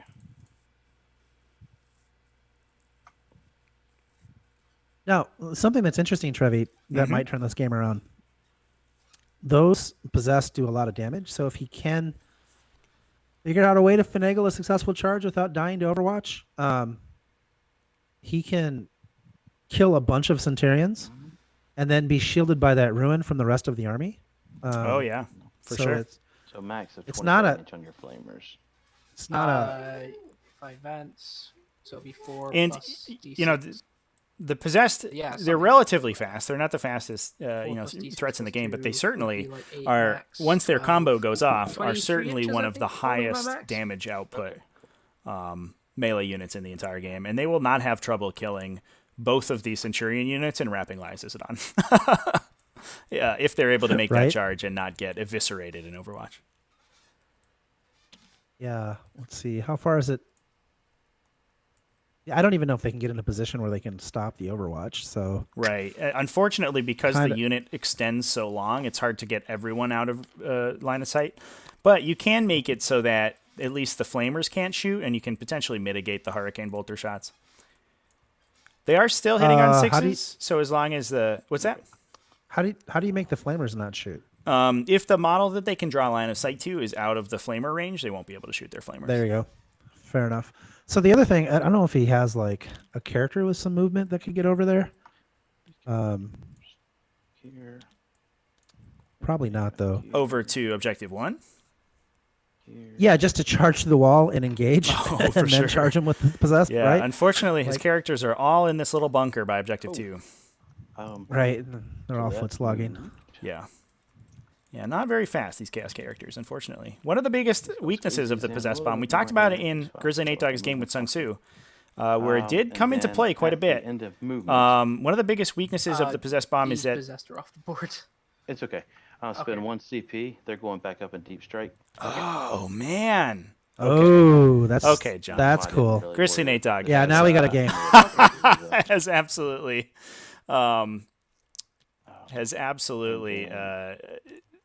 changed everything for us here. Look at this play. So we've used the Alpha Legion stratagem. So when they go up in deep strike, they lose their buffs that they had. Yep. Okay. Grizzly guessing Nate you're has doing used that to the protect Alpha them Legion a bit. stratagem, which is Sorta. called... And maybe get a bit more range on your. Take a look here. Well, I was anticipating you to be a little bit more aggressive, so you did surprise me. Renascent All right, Infiltration so this turned in for a CP. this just turned into a more interesting game now, right? Much more interesting game. This is some of the secret tech that Grizzly Nate Dog was telling us about before the game started. That he's got wily chaos plans, very Alpha Legion, flavorful. So he's picked up the entire Possessed Bomb, just put him back in Deep Strike. He's going to Deep Strike him next turn, and he's going to drop all of these Deep Strikers all over Glarg's side of the table. Within 12 inches of Centurions, I am. He's going got to the Ospec Obliterators scan you. here to fight the Centurions, and he's got that Possessed Bomb in his back pocket. They might be Yeah, dropping back into what I the was deployment zone figuring. here, entirely Fine with it. avoiding Which you this shoot enormous on Centurion bomb. normals, right? -1 to hit. Yeah, -1 to hit. Well, that's fine. We'll just do it this way. Yeah, Ospec scan is kind of scary. Let me, Yeah, Auspex Scam from Grav Cannons is probably not what you want to take. But Yeah, it's yeah, like we were saying, I think Grizzly Nate Dog's hoping to grab objective number 4. I do feel like this is a little bit, there you go. this is a little aggressive 12 inches from because these I don't guys. think he Yeah, has a good way, share unless these guys can get a wrap. I guess that's what he's going for. He doesn't really have a way to protect himself from those Devastator Centurions, but at some point, you just got to roll the hard 9. Yep. Well, you got a CP reroll, right? You got a CP roll in the bank, yeah, it's okay. And that's the fastest. It's all That's the good. fastest those speed 4 half advancing Death Shroud Terminators are ever gonna get anyway. So you need them Oh, to my charge to get goodness. anywhere, really. Yeah. Very I wonder interesting if turn. it might have been smarter to come down in the other ruin. It's easier to. Well, the scouts might be too far back, Here's a but 12-inch line for you, just so you know where. Yeah. So here's a question, John. Do you From think I'm not gonna, it was I'm not gonna possible Auspex from the lieutenant, it's for just got a bolt. Grizzly what Nate I'm Dog doing- to what I'm- deny I know. any what I'm of doing is just making it so or I'm enough gonna have to roll of boxcars to Glarg's hit the attacks on lieutenant. his You're characters just gonna try and that declare he him could as have charged. waited till Yeah, turn you understand 3 what I'm to doing deep now. strike his reserves? I do have a. He's got to be stratagem worried fall about the back and boots, shoot, right? Because just if so you know. yeah, absolutely. if Glarg's able to get in on all of these little guys, he can boots them pretty easily. That said, Dark Disciples are not characters, and they do, Marines, you've if got I all remember the correctly, they do strategies. block 4 I'm doing characters. what I can with chaos here. So he can Again, make the I don't shots on them Interesting. very difficult Really because he don't. can hide those 2 guys Yeah. and put the characters Chaos behind is them. my worst. He has to like, eat this I always seem Eliminator to lose unit, but games that's against about Chaos, it. And it's just because He can potentially deny Yeah. the Aggressor squad from hitting Like, him. it's not very. I don't mean to just be. So one insulting, it's thing- not a very good faction, but like everything is very. It's kind of tricksy. interesting. I wonder. Sure, I don't know need if this to is going to be chaos, enough to get him back that in the was only game, but reason I was doing one it. thing I want to get back to is like a learning moment. We can go back to earlier in the game Alright. when he wasn't able to get on objective 1, Mm-hmm. and I feel like up in the he sky. needed to put those Chaos Space Marines in a position where So they when could have you, gotten to objective 1 on turn. Sorry, there's on just the- a quick question. on When you the bottom of one, deep strike so that these he guys didn't give up could you potentially more? deep strike them out in a big line? Yes, I can do That's- whatever I want, as long as I'm 9 inches away. So very just get essentially. Which Are you is asking why if I it was was like, depending if on it how was you that did big of a it, deal since that he you lost keep staying that back, first point I'm on like, turn alright, 1? cool.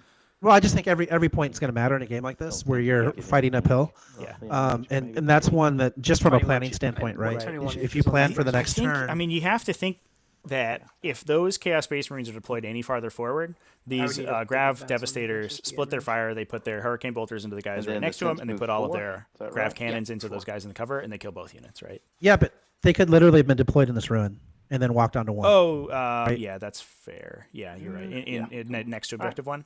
Yes. Yep. Yeah, Because you Yeah. knew your Chaos Space Marines were going to die Right. that were over there. So it just gives you a play to not give up. Mhm. Give them precedence. hold more. Or, which again, honestly, I it's mean, only a point. Yeah, I wonder if he had the space to just put Mortarion on that objective. Although I think he wanted to force Glarrg to deploy these Centurions behind this ruin, honestly, to make their movements as difficult as possible. I think that was his plan, right? We'll see how the Blitz do here. It'll be interesting to see how much work they do. They probably pick up one of the Cent units. Yep. The nice thing is though he can kind of kite them because those they're not characters, so those Blitz are not going to get eaten too badly because they can't get the flamers in range. So if he kills 4, you're talking about 4 hurricane bolters or whatever it is. It's a ton of AP1 shooting though. It's a ton.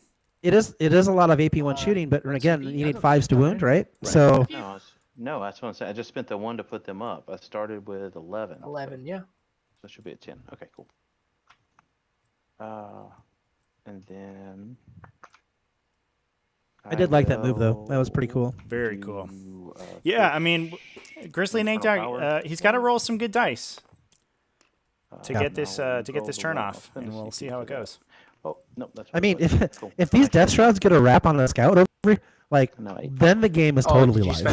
Absolutely. Remember, I paralleled with Mortarion. Yeah, but that's a nice charge. So That's fine. All right, cool. Then you just gotta roll it. Do Cursed Earth, which that'll go off. Actually, I'm kind of hoping for that because it's going to make this game really interesting. I'm definitely rooting for the Death Guard here right now. I want to see these Death Shroud Terminators in melee, man. They never get to use those cool sights that they bring everywhere. No, not worth it. Not worth it at all. Cool. All right. Shooting. So we'll start with the Possessed, and they're just going to go into this. The one big downside of having squad here. only one heavy shooting unit on your side of the table the one on the is left, that it makes Glarg's choice for transhuman really for easy, transhuman, which he's about to use right there. Yep. Man, another good one. Nice one. One strength is. Doesn't really matter what the strength is. This is going to be +1, 7, so 3s, and it's 4, 5s, and 6s, right? For transhuman. All right, cool. Minus. Oh wow! So you'll have a 3-up save, and 4. I almost wonder if it's worth damage. re-rolling the AP on these, but it's probably saving it for damage. 2.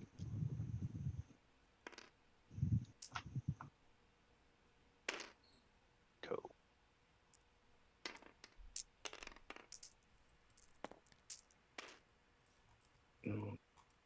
Reroll once. And need some high numbers here. Hey, not bad. Pretty strong round of shooting. 10 wounds. -1, so 3-up saves. But unfortunately, only rolling a 1 for their AP. That's still some bad rolls there. Die, because it's 2 damage. Kills half the unit. Yep. So I'll take the. Did I lose you again, John? And this guy. Yep, we did. I'm back. It got pretty quiet in here, but we did see the Obliterators peel 2 Centurions off they're that gonna declare unit them outside cover. and Yeah, I think he needed to do a little Phobos. better. So But just the Phobos with his Overwatch, so he has 2 shots with the Oculus Bolt Rifle. So Okay, here's the big 6s, charge auto wounds, from so these Death Shrouds. nothing. come on, Drum baby. roll, please. 7, come 11. Everyone, we need your prayers for these. Ooh, we got a 5 in there. That's a good start. That's good. Yeah, so he just needs a CP 4+ to make reroll. it now, I right? can get there. Pick Come up on, pick up another 50-50. dice. TTS Dice Roller, don't do it. Nope. TTS Dice Roller strikes again. This game has went to poop. Yeah. Those rolls Yeah. are really. I mean, I don't know what else to do. Oh, you Yeah. got to pick up a new Ugh. dice. It's always going Alright. to reroll into a 1. Cool. Good it. Okay. Man, So I get killed. I with feel more. for Nate Dog Oh, because that's I wanted that. Yeah, that's a Um, 50-50 okay. right after you get that 5 in there. Oh, it's so close. You So can start the taste next it. turn. Do litanies. Deuce 83, the Obliterators are Mark of Nurgle. So They're not he's Mark gonna of do Slash. So +1 they hit. cannot Endless Cacophony. Goes off. You get the will one go shot. off on Yeah, the that's- Aggressors. That's a Um, shame too. I right? wonder if that was We'll stay with worth the Aggressors. a Veterans of the Long War. Oh, no, that wouldn't have mattered. Never mind. Because we have Transhuman. 22 Fine, inches. thank you. It's very far away. Actually, I don't think I can even reach. No. Well, If I go backwards. that could have gone better. Unfortunately, we're I imagine we're gonna see these 12. these Death Shrouds get put in the okay. dirt, and we'll see how the I mean- Death Terms, do they have an involved save? They do. They've Again, got a 2-up save and a 4-up Those possessed can reroll. come down, right, and get a wrap.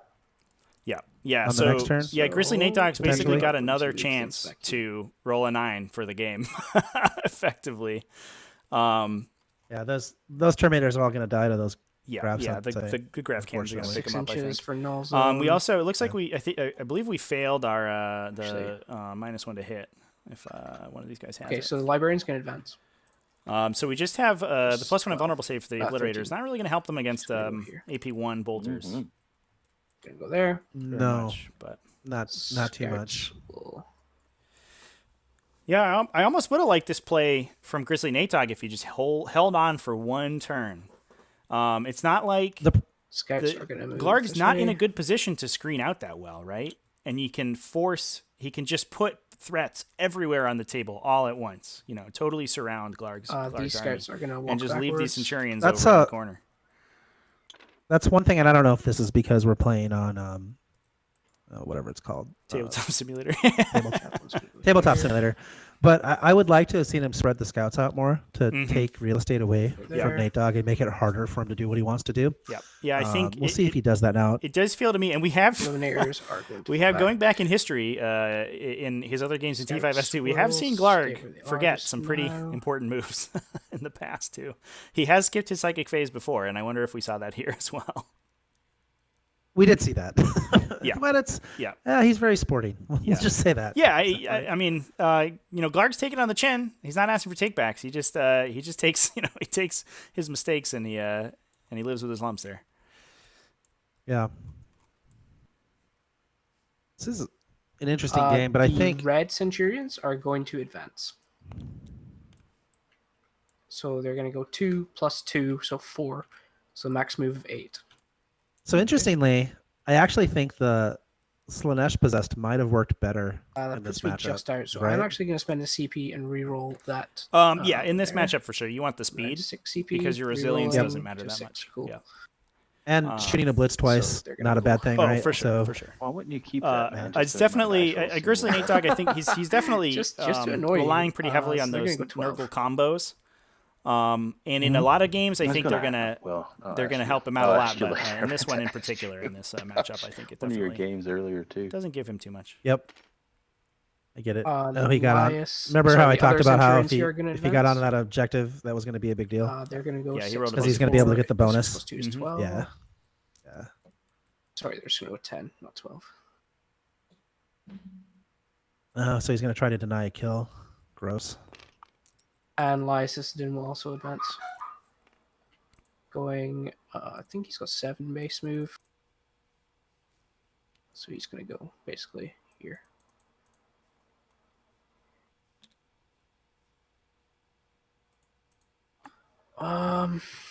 Right. This lieutenant is going to move here. And then these Grav Centurions are just going to shimmy backwards. Oh, those poor death routes. I know. And these Eliminators. I feel so bad. I feel so bad for them. Yeah, the Terminator armor is usually pretty helpful, except when it's being crushed into your body by Okay. the sheer force of gravity. Right? Yeah. Yep, so that's all my and then movement. Into the I second have one of phase, the most Librarian's gonna efficient, cast Null Zone, or attempt to. Oh God, null zone. Doesn't he perils? So he's Oh gonna no, perils instead. Just perils the null zone. Yeah, easy. can't go off. But what I was going to say is Space Marines have that grav Well, it can if I roll stratagem. six. Yeah. which Yeah, makes He's it gonna so after reroll efficient. for 1 Amplification, yeah. CP. Why not? Definitely a Hey, it goes off. Nice. absolutely brutal stratagem. Don't look at the dice. Wow. You should use these red dice. They're a lot better. Oh, did he And reroll then one into you a also 6 apply to into the- succeed? He Oh. did No, actually. to get the My Just line the of rub-ins there. get the null Glarrg. zone off. you Yeah. don't need to do that, man. sight. So I will use my So, heroes. that will deny. Well, that will deny goes some off of and the put on, the some of the lieutenant. saves on these Death Shroud Terminators. In It looks the like it's shooting only phase, catching the champion. Centurions, the Devastator So if Centurions if do everything GrizzlyNateDog just for pulls the enemies. champion first, I'll then spend 1 CP for he is Gurmit going to get his. and Yeah, invulnerable the- save. to reroll wounds. Yeah, but he's not going to be able to pull it before he takes like all of them dying first. They might His just first die to volley. hurricane bolters. Hitting on, Well, no, they're going to die to the hit or grav. no? Yeah, Okay, so hitting on 3s. but you do rerolling allocate your saves dice, individually. meaning on 3s, rerolling So dice. he can just The top is allocate 5. his saves to the champion top is 5, first so and it's pull winning him on- out winning on of 4s, null rerolling zone, dice. and then none of your other models will be affected So by they null are zone. -3, 12 of them. Interesting. Yeah, there's some little known tech there. Your opponent cannot force you to fast roll saves. you can Thank roll goodness. those on your own time. And those Terminators have what, a 4-up invul?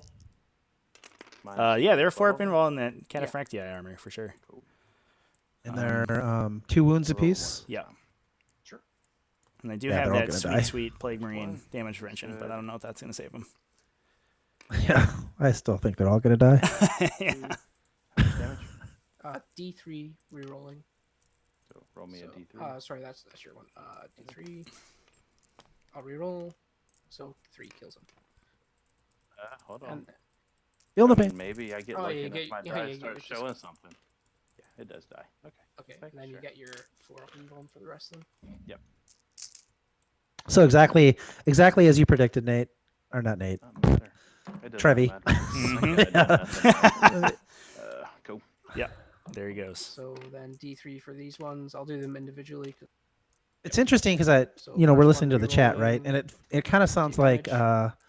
Grizzly is a little bit tilted, and I'm Second kind one. of hoping that he sort of Three. just like buckles down and like, Yeah. okay, let's make this into a game. Yeah, the Centurions are so he's dead. That's powerful. too gone. It's so easy to get 3 again. tilted, but you can't. You can't let it happen. You got to play heads up. He's dead.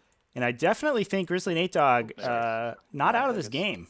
Last one, 2 damage. But he's got to make some good plays, and he's got to go for some chancy rolls here. And if he gets them, He takes 1. he could come back right back into it. 2 damage. Yeah, unfortunately, I think he might be just a little bit too far behind. 4 dead. Okay, And 1 and guy then, left. Yeah, we'll so see how 2 many of here. these Deathstrips die for sure. Yeah, there they go. 4 get killed there. Second Ooh. to last one. Interestingly, I think if you look, I don't think Glarrg is going to be able to score recon very easily. So he does have. He he's got obviously has advanced, the he can shoot, Centurions in near objective direct 1. flame Yep. He has range. these Yep. scouts License between and can objectives shoot 5 and malice, 2, which will and get he's going him to at least shoot one more into turn of the recon on that Nurgle side. Sword. And then he's obviously scoring So the other it's 2 3 with, shots. He advanced, so he's -1. with Question: aggressive how did attacks. Glarg Hitting on score 3s, recon? rerolling, 1s. How did Glarg? Oh, I guess these And then strength 5, so scouts on the right. 2s. That's how. Yeah, the scouts between All 5 right. and 2. Yeah, Is on all on the minus blue table edge. Yep. 2. Yep. Oh no, that's -5. They've been lipped Oh, over the edge of the and the they're midline there for a while. D3 damage each. All right, roll them out individually. Yeah. 'Cause you got, so the first one does 2 2. damage. Roll the next one. Second one does 2 One's damage. dead. All right, third one. And the third one does 3 damage. Cool.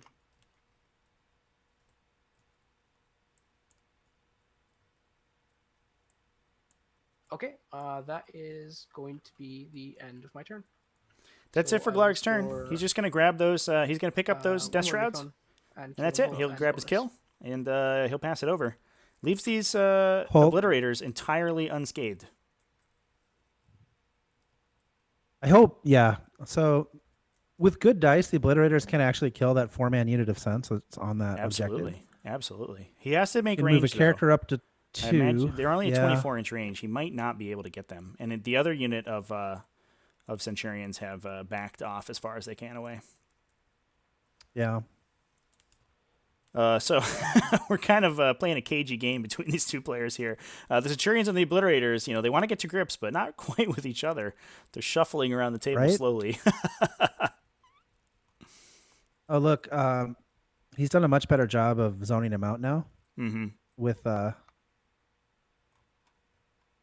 yeah. So because that possessed bomb is big, right? So It is big. where do And- you And we have seen Glarrg. Glarrg did move his scouts to screen off the ruin by objective 5.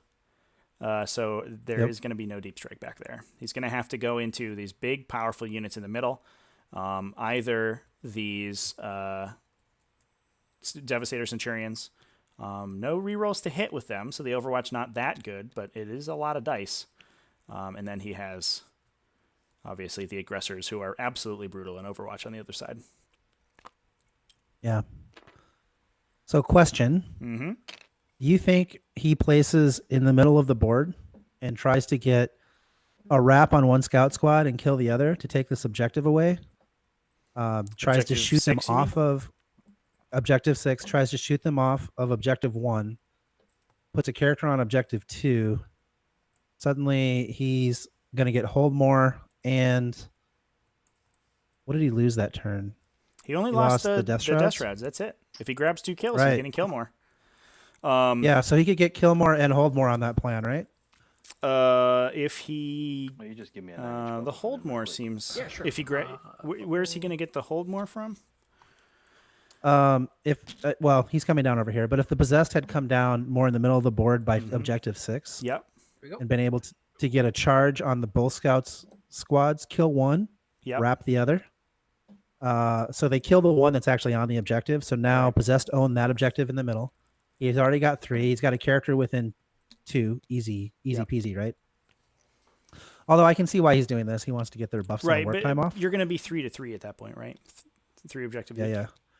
Well, unless he shoot if these obliterators can you're right. shoot If he's able to Centurions wipe off the of obliterators, yeah, or wipe the Centurions. Yeah, I mean it's dice, right? It's a 20% plan, but hey, it's the kind of plan that can get you back in this game, right? Absolutely. Yeah. You get I mean, hold you go more, for it, kill right? more. Yeah. And I think if he did that, he would also no. He doesn't have a way to get on objective 1, unfortunately. Yeah. Although with a warp time here, let's see, where's he going to get? He's going to get another Well, you can't warp time 7 after you inch. deep Oh, strike. So. can't warp time out of deep strike. Yeah. So he that just would be pretty strong. he just needs to wrap these scouts, and then also he takes away the ability to get recon. So that's not bad. Will Yeah. cast prescience on the blitz. Yeah, and I mean, you also, with a big charge, you could grab some other engagements. Wrapping the scouts is a little awkward because the possessed just are so good at attacking. But one guy putting down his melee weapons, he might be able to keep that unit alive. I wonder if we see. Yeah, because I mean, you can kill one, right? That's fine. It's horrid. What's the percentage of yeah, rerolls? you can lose one. Like a 5% chance I could fail it. Yeah. Mm-hmm. All right. What did we miss? Something happened. Sessions we'll do. Yeah, warp time after deep strike would Infernal be power. broken. So I'm sorry, It'll I go forgot off. that. For Yeah, a I mean, second. you certainly and warp we'll time the do curse obliterators, turrets. right? Oh, I'm trying to mark it. And it'll go off. I can't do Yeah. that. Yeah. I wonder if he failed the warp time. I wonder if that's what we had some consternation about. Shooting. Yep, These a I think blitz. that was Front it. 2 a blitz because that's all Too they can do bad. since they didn't get their Missed the last obliterator shoot shooting these at these cents. guys. At these The last Centurions. won't be able That is to. rough. Okay, I'm gonna spend 2 CP on transhuman again. Transhuman. Yep.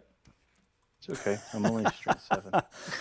You At a parroted the minus players 2 perfectly there, times, John. that's That was really not bad. impressive. Hmm. We'll reroll it. Well, I mean, Damage. Hey. second verse, same as the first, right? So Go in the bucket. All right.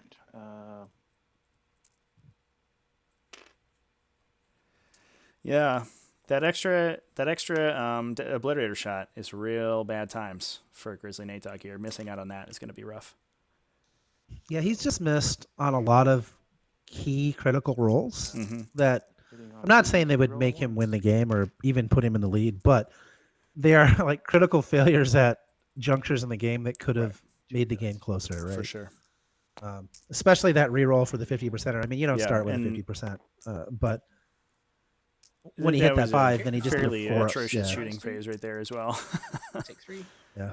So it's gonna be 1 dead cent. and Looks like one we've on- only killed one Centurion from that. He did roll 3 for damage, but the 4 damage, 4 wounds on these guys is means that you're going to still need to hit 2, These get guys 2 are through gonna the armor charge to kill the, one. scouts. Yeah. Okay, cool. Did I shoot 4 shots? Mm-hmm. And 6s. 1 hit. Here comes the charge on the scouts. And This is another big 4, one. So 4s. Nate's going to One need wound, minus 1. need one of these 2 charges to go off. He absolutely needs this He's to good. go off. Drum roll, everybody. Let's give. Does let's the give, game end? Yeah, let's give the thoughts and prayers for Nurgle here. God. Reroll that 1 there, bud. Use a come different on, die Nate. though. Use a different dice, come on. Didn't you roll a 1 into a 6? 5. You need 5. You need 5. You're 5. 1 into a 1. No.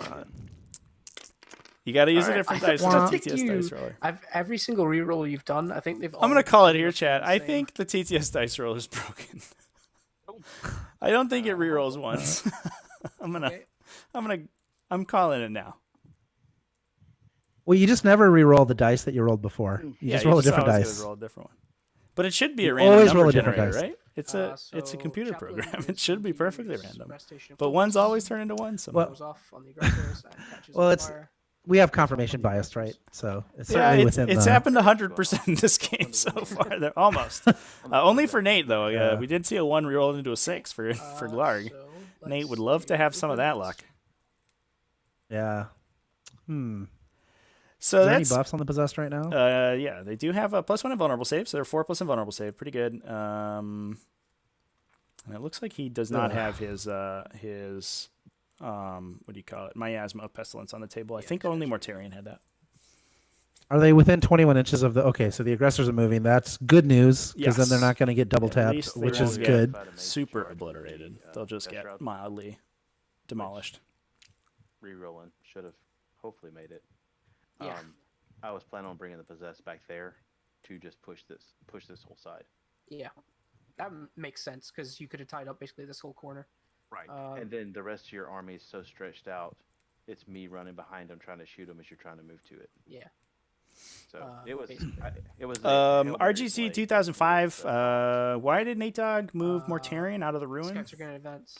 The only thing with I the don't possessed is if they believe don't that have he the- had enough screening if they get caught to out, like, if you cover didn't manage to the tap the Centurions, possessed probably if get Mortarion was not outside of the ruin. I don't disagree with that, but with the. I think they might have been able to drop in between them. But I'm not sure about that. I wonder if that was another line of play that NateDog didn't consider, was just hiding Mortarion next to Objective 1. Wounded on 2s, rerolling 1s. Yeah, 100%. And just forcing the Centurions out for an extra turn.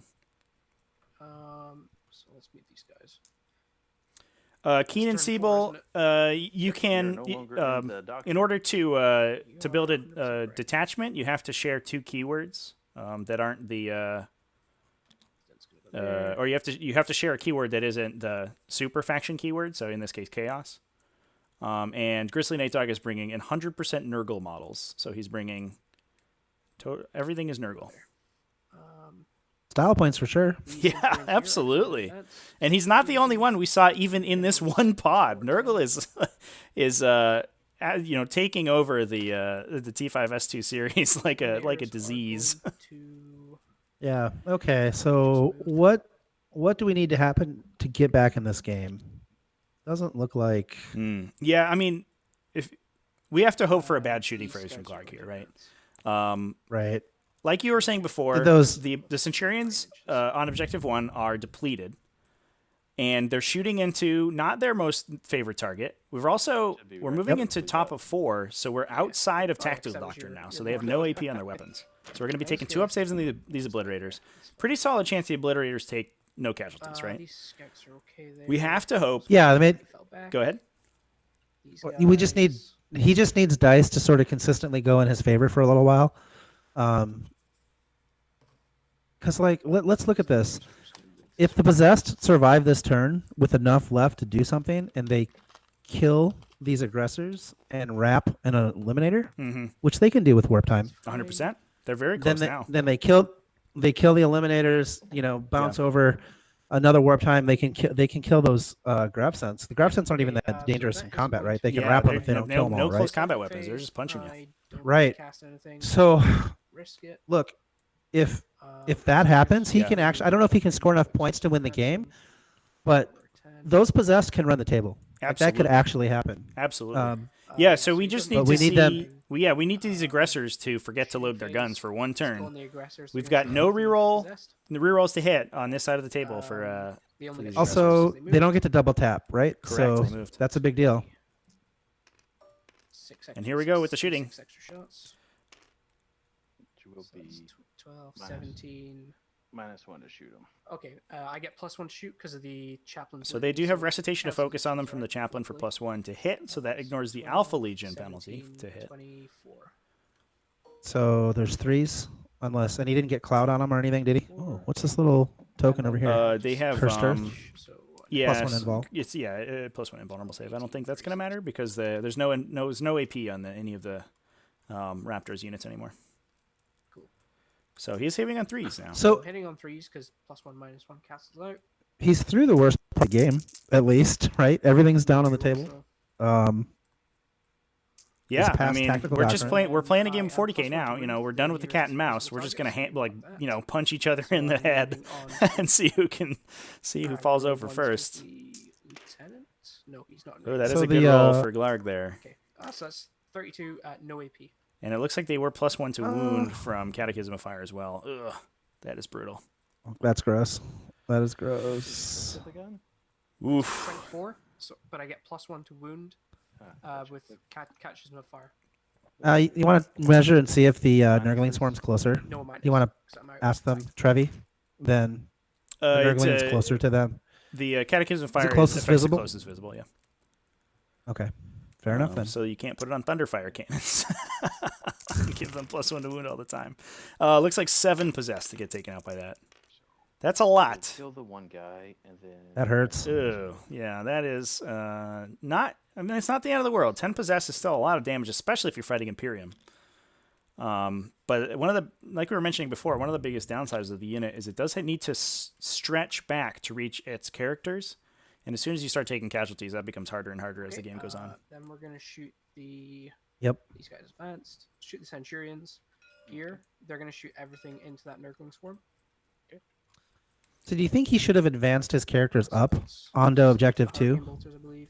and then used the character role and the possessed to screen them, Yeah. so they were ready to move forward he for the is- next turn? He is right? worried. There's a non-zero chance if he's on objective 2 that they both get hit by eliminators. And wounding on 2s. They get hit by both eliminator units, and I think Okay, Yeah, he can't afford that's to fair. and then lose you're fine. many of them. No, that's fair. Totally fair. Pressure the dead. Yep. Cool.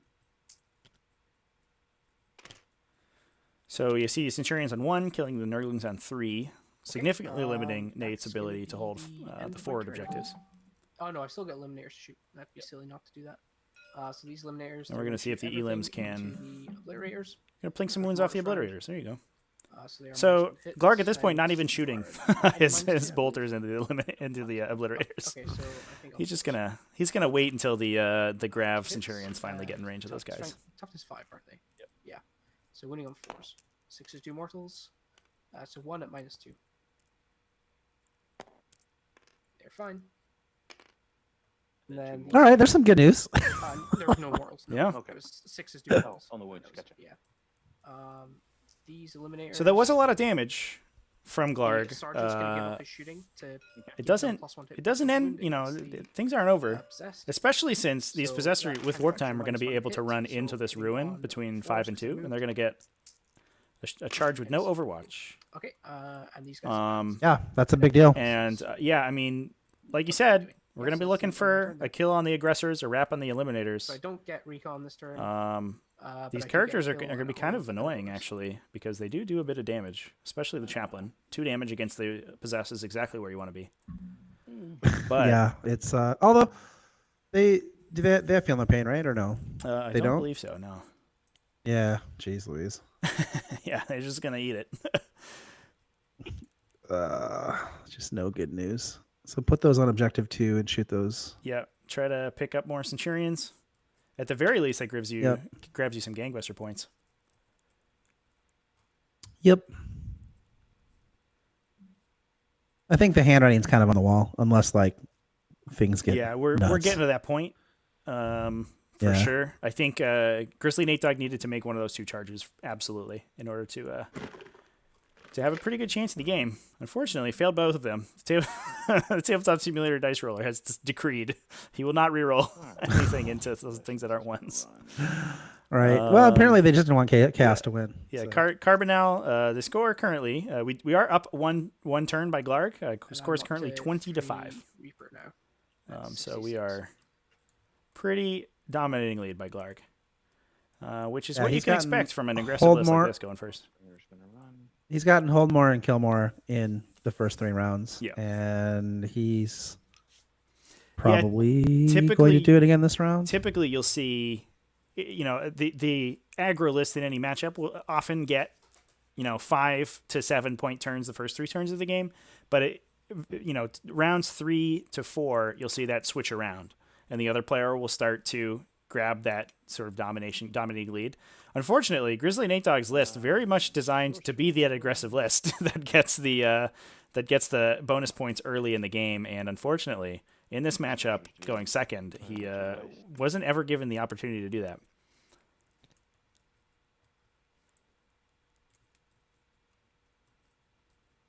So, question: Go ahead. do you think that What are there's you looking for? any thought to He's playing all the way way over more because GrizzlyNateDog played a very, very cagey game. Mhm. But what if you just deploy Mortarion on the line? Maybe put him in the ruin in the middle so that the grav sense couldn't get line of sight to him because I think it blocked. Like he wasn't taller than that building, right? I He don't is think. not taller. He's middle- significantly shorter than the building, but I think where they were deployed, it would have been tough because he can't deploy up to the wall of the ruin. It would have been tough for him to deploy anywhere where they couldn't walk 4 inches forward and then see around the edge of the corner. Okay. So then I guess the second part of that is I'm just thinking like, does it make sense and take it on the chin because the Centurions haven't come down yet? So on turn 1 you get to like, Yeah, you get You to know, he gets play to in the shoot- sprinkler a little bit. well he gets to shoot Mortarion. Right. He probably gets to use the grav to like hurt Mortarion Yeah. or the possessed, but he probably can't deal with both. Right. And then you're just like in Yeah, his you're- business, And right? you can make it impossible for him to deal with both, right? If you see those Yeah. those Grav Centurions placed on near Objective 4, and you just refuse to flank those guys entirely, and you place nothing on Objective 1, and everything in your army goes between Objectives 2 and 3, and you screen out, like we were talking about earlier, you screen out the possessed with Mortarion. On the first turn, those aggressors, you can move it so that they cannot get their double shoot on the first round of shooting. And you potentially even prepared position, so Mortarion has a 2+ armor save, and then Yep. just and you can, eat. You can make it so the grav are just not in range. Right. Like not in range at all. Yeah. Yeah, maybe. And then maybe you just that come was the screaming play. down that. Yeah. You just come screaming down the flank, right, and And play you go for aggressively. I wraps. think. You go for wraps, bottom of 1, so that on turn 2, when the Centurions can immediately come in, they don't have any good shots, and you play it out from there. Yeah, maybe that was the way to go. Glarrg's a smart player. At that point, he just pulls back, but you've kind of reversed the position there. Yeah, but even if he pulls back, I don't know if he can pull back enough, right? Because if he's deployed on the line and then has warp time available, certainly like can't escape Mortarion. right, and all you have to do is make sure that number one, because the aggressors Yeah, yeah. only have a 21-inch range, Right. Yeah, they can't. You're good. They can't really. You can just deploy just a little bit behind the line, just so that the aggressors can't get range to you, Yep. and so nothing really gets shot. You get some eliminator shots on guys, whatever, and then even 3 inches behind the line, you move 14 forward in a charge, like you're charging into his deployment zone. So the scouts that were deployed over there, they couldn't even have gotten far enough away. I don't think it stops him from getting recon. Like he never gets recon in this game. You have now taken the fight to him. Mm-hmm. And yeah, I think Maybe that was the play. hindsight's always 20/20 though, right? Yeah, and Like, there it's there are 1,000 decision points between where we are now and that alternate universe where that happened, where Glarrg could have made all different plays for sure. But it's one of those things that it's kind of like, so this is something I do a lot, is after a game if I lose, and I'm not saying that GrizzlyNateDog is going to lose, although it does certainly look like that's going to be the outcome of this game, but you try to figure out, okay, what could I have done different? Like where did I go wrong? What's a different plan? Mm-hmm. Like what were my mistakes? What were my micro mistakes and what were my macro mistakes? Like maybe he tried to out be like more cagey than the Raven Guard list, and that's hard because of all their tricks, right? He maybe just should have like just been more aggressive and forced the Raven Guard player on their back foot a little bit. Yeah. I would like to see how that plays out. It's a different game, but it's interesting nonetheless. Cool. Shooting. Oh my gosh. I think we've seen another failed warp time out of GrizzlyNateDog. You shooting into the sense?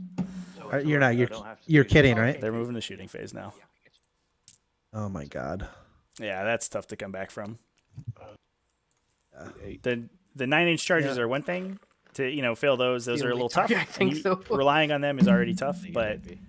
man, your warp time You're just is so important and Yep. so crucial to your game plan. And when you fail multiple in a row, it's just brutal. I'm just gonna have. That's why you need Thousand Suns, right? Yeah, no kidding. Yeah, Warp and that's time's way more reliable. That's the trade-off you take with psychic powers. Some of them, like warp time, one of the most powerful Yeah, psychic powers in the transhuman, game, I take it. but Yeah, transhuman. it only has like a 70% pass rate, right? And then on top of that, if you're depending on the situation and the matchup, your opponent can try to stop Zero. it. That's me You have sometimes it's a 50-50, and basing your whole game plan on it sometimes is just not enough.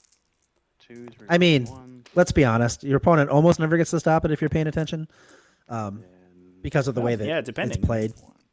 It can happen. Don't get me wrong, but there's a lot of counterplay. If you're to playing that. against So Iron Hands not- with Impulsors, let me tell you, it's a lot harder to get that off. That spell only has a 3-inch Yeah. range. You got to be way up there to cast it. 1 cent at someone wound dice, and this guy's down to 3. Yeah, it looks like the Obliterator's slowly whittling down this Centurion squad, but we're not going to see a kill from them. Do you Yeah. charge the Aggressors now that you can't get out of line of sight for them? I Or do mean, you I don't just go know. for these They get to scouts? double. Yeah. well, Probably. the possessed. I'm going to charge I don't know. The scouts. Okay. And the eliminators. The Roll big. eliminators. Okay. Yep. There it is. Yeah, you can easily get Yeah, to the thing is, Eliminators though, with here's Consolidator. the problem. Scouts and Is- the eliminators. Even if he doesn't then you get charged by Sure. the stupid power fist wielding So scouts- aggressors. Mhm. One Which of is them's not gonna gonna throw be- a crack grenade. Yeah, it's just gonna be It's- bad. Yeah, they are pretty solid in Still melee, toughest four. for sure. So 3s. I one think, wound, minus one. yeah, unfortunately, Cursed Earth is a aura from the caster D3. that you have to stay in to get the benefit. 4, 1. I think those guys would love to be a And 4+ roll invulnerable the save Boltgun. getting punched by those Aggressors. I mean, yeah. 3. Sorry, 4s to wound. We've sort of focused on what GrizzlyNateDog has done in this game, but I think we should also give credit to Glarrg, who's played a very smart game, right? Very cagey. Hits. Absolutely. Yeah, super defensive. He hasn't overextended himself. That's an easy way to lose against an aggressive melee army like GrizzlyNateDog's. So, and he's just, he hasn't fallen for any of the traps. I mean, as much as deploying these Centurions in the corner might have been, potentially a gambit by GrizzlyNateDog. He's just picked up what he can, and he's just pushed Nate into a corner. And, made him rely on these 9-inch charges and these long bomb, forcing your warp time to go through, and just made it really dicey for GrizzlyNateDog to get back in the game. Glarg's played an excellent game. Yeah, really, really good. And again, I can't really fault anything that he's done from a macro level. The only thing is maybe spread out a little bit with his scouts to take more real estate away, which he did do after, he did make that correction, so that was fine. But yeah, I mean, that's like such a minor nitpick. It doesn't really matter. Right. Certainly hasn't changed the outcome of the game. And honestly, it may have helped him out even because it allowed those Death Shrouds to come in and then fail their charge. And he gets to pick those up for free rather than GrizzlyNateDog potentially, having multiple chances to get on this flank or something like that. So I think when he brought those Death Shrouds down, I'm not trying to be critical. Again, hindsight, everybody does better with hindsight. But I think there might have been a play to come back in the corner over here on the right by objective 5, and potentially be out of range of the grab sense of the walk and shoot. And then if they don't get shot by the grab sense, and the aggressors aren't going to be able to see them through that ruin wall. Yeah. Like nothing really kills them. And now you've got, they can walk forward. Waddle forward and charge to that. Yeah. Charge to that objective 5. Right. So it's kind of a long charge to there, but you don't have to move. You can just sit there and it doesn't go off one turn. You can go wait till the next turn. Yeah.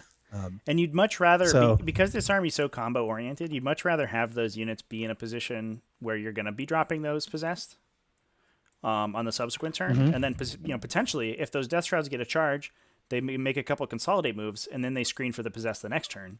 and Glarg's follow-up is blunted, even further. Yeah. That's So what they're I mean, conceal again, and then it's one of those plays that doesn't rely as much on rolling the hard 9 Right. with the reroll. But again, I don't fault GrizzlyNateDog's plan because it's like a Hail Mary, and if it goes off, he's in really good shape, right? Right. So Yeah, he has a powerful melee unit, potentially unshootable on his opponent's objective, fighting basically all of their their gun guys that you're not going to have trouble beating the crap out of. Right, and there's nothing over there that threatens. Right. It's all Death 0 Shroud's AP all that melee much. attacks. Your Librarian is your highest AP weapon on that side of the table. Right. That's not exactly. where you want to be. The guy's going to get Man Reapered to death. Yeah. So that's actually kind of an interesting point too, is graph sense are such a hammer, So if you can deny getting shot by them, like even if you're giving up some board position, I think it's something you need to consider, especially in a game where you're behind. Yeah, every turn, it's like, those guys, they're like a Leviathan Dreadnought, every time they shoot, your win percentage drops by like 15%. And every time they don't shoot, it climbs back up a little bit. You only get 6 chances to shoot in the game. If you can deny them for most of them, Yeah, exactly. It's you're in good shape. Exactly.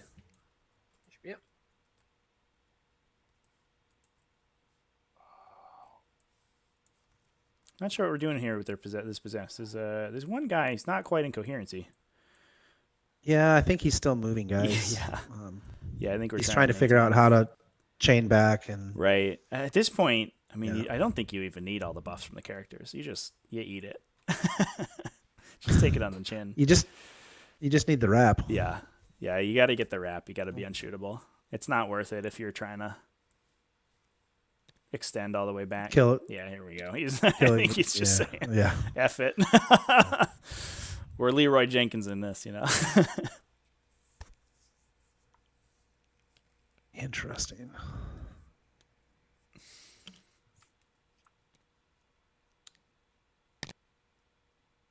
Yeah, I think Glarrg just has too much left. I think at this point it's too little, too late. Right.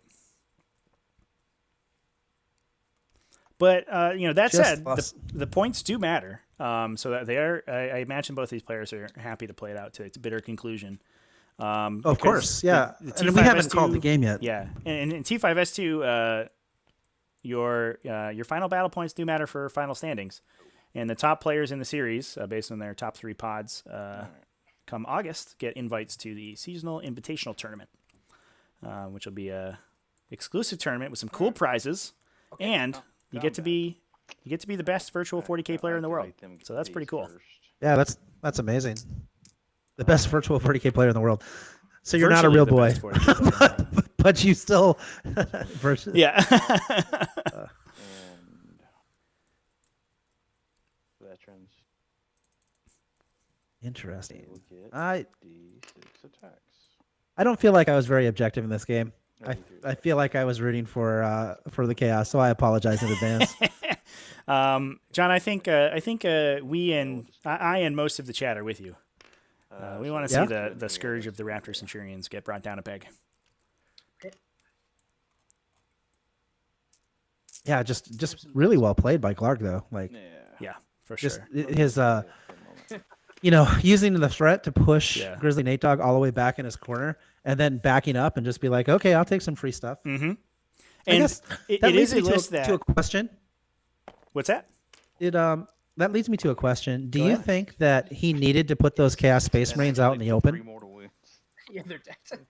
The ones in front of the Devastator Centurions? The 2 into the... yeah. Like, did he didn't really need those guys there, he right? probably didn't. He probably could have put them farther back, and he could have just used Nurglings. Yeah. Kind of like he did. For sure. To achieve the same, right? Right. Again, he could have put them, hindsight, like we were talking about, in the ruin next to Objective 1, and then he just has a unit to go grab those. Yeah, -2. Yeah. But I mean, he gave away 2 kills on Chaos Space Marines that I don't think he needed to give up necessarily. I'd have to go back and look at all the positioning and make sure that he could box everything out he needed to box out with the Ooh. Nurglings. And then Looks like NateDog actually just killed everything over here. No wraps. We're just killing. All right. Well, I mean, it's a kill. 2 kills. It is a kill. Hold Yeah, I mean, How many kills did he get? 1. I think he might have got kill more that turn. I think he did. We're on our way, boys. Yeah, we're coming. We're clawing back in the game. Yeah, I mean, at this point, he might just be grabbing the points because he assumes these guys are going to get taken out anyway. Yeah. Yeah, it looks like he engaged the aggressors so they don't shoot, but that does mean that they get to punch you. He didn't declare them as a charge target, so they don't get their extra attack from shock assault. So that is good. They're not going to be quite as effective as they could be. So just 4 of them. It's only- They're at -1 to hit, I presume. Nope. Okay. So it's 4 attacks each, +1 for the sergeant. Oh no, you didn't charge them, so it's just 3 attacks each. Right. +1 for the It's sergeant. pretty cool in Innis so Wilson's they are -1 to hit aggressor 'cause they're list. using He also has targets. So is hitting it all Azrael? I fours, can't remember which Dark rerolls. Angel character it is, but he gives them all 4 up invul. Yep. So it's he has all Ezra. these aggressors that Field. that- And wounding on that walk and double tap and then have a 4 up invul. Oh my gosh, that's so strong, One man. dice. Alright. And I think he has like 15 or 18 of them too. Oh, so yeah. it's Can't see the Yeah, I dice. mean, you see the same thing now that people are kind of Uh, coming back on I'm not in aggressors. range Now that to reroll Centurions are a ones little from less target, which I insane. am. Doesn't matter. So 3. start- at you see him- -4 now.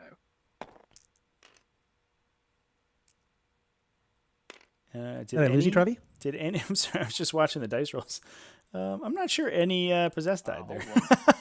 Kill one. And you Yeah, kill he both, just so I totally just flubbed got it on the Nurgle possessed. that round. Amazing. Oh, there you go.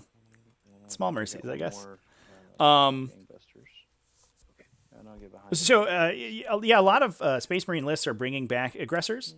We see them in Iron so Hands start to of get round buffed 5. with an Apothecary Chaplain's and gonna with use Fieros litanies, for a gonna 5+ use the invulnerable Raven save. Guard litany, which allows We also you to see them fall in back and shoot. Ultramarines now. There's one of the pods has a pure Ultramarines list with I think So that triple goes off. aggressors. So the aggressors And are they gonna can fall bring, back and obviously shoot. charging them is I thought the you worst said you had a possible CP strat. plan because There's they stratagem, can and then the Raven Guard, defensive the Raven focus to Guard fire litany. all of the aggressors at you at once. And And they get plus access one to models like Tigurius, so you can give them -1 to hit. A very like plus strong, one beefy unit, and a pretty cool linebacker unit. I'm excited to see more in the game. They're very conceptually cool. Yeah. They are pretty aggressors cool. are going to fall back. Just outside of an inch. Oh, and now Graph Sense are going to end the possessed. Yeah. Makes me sad. Yeah, I think that's the direction that this game is going. Further. You can call me an Orla if you want, Trevi. I know it's really hard to see that that's probably what's going to happen, but yeah, it's tough to call at this point. Anyone could win it. Okay, so these guys just There are every single one of those dice has a 1 on it, and they could all be rolled. well, remember, I do think, honest to God, that GrizzlyNateDog could win if every dice he rolls from here on out is a 5+, and every dice that Glarrg rolls is a 2 or less. He's totally back in this The game. beautiful thing of a variance-based game is that you almost literally can never you're never truly out of it. What's the range? 27? 27. So I do. It's kind of interesting in this game. I feel like Glarrg had a lot of advantages going first. I think he had list advantage, and then I think he had like important dice rolls advantage. Like Yeah. I'm not saying that. I think the dice were pretty average across the across the way, but GrizzlyNateDog every important roll missed. Like every single one that's this is a pivotal roll. This could turn the game around. It's been a comedy of errors, I think, on the part of his dice there.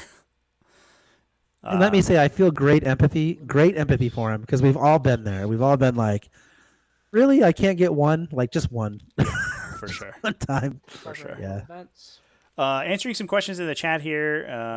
Looks like James is asking about the secondaries. So we have Gangbusters, Recon, and Behind Enemy Lines for GrizzlyNateDog, as well as Headhunter, Reaper, and Recon for Glarrg.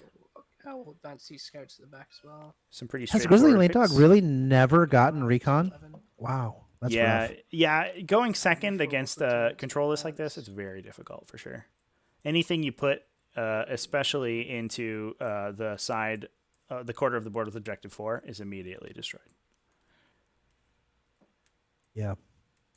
Yep. So that looks like everything. So we're gonna go into the shooting phase. Mm-hmm.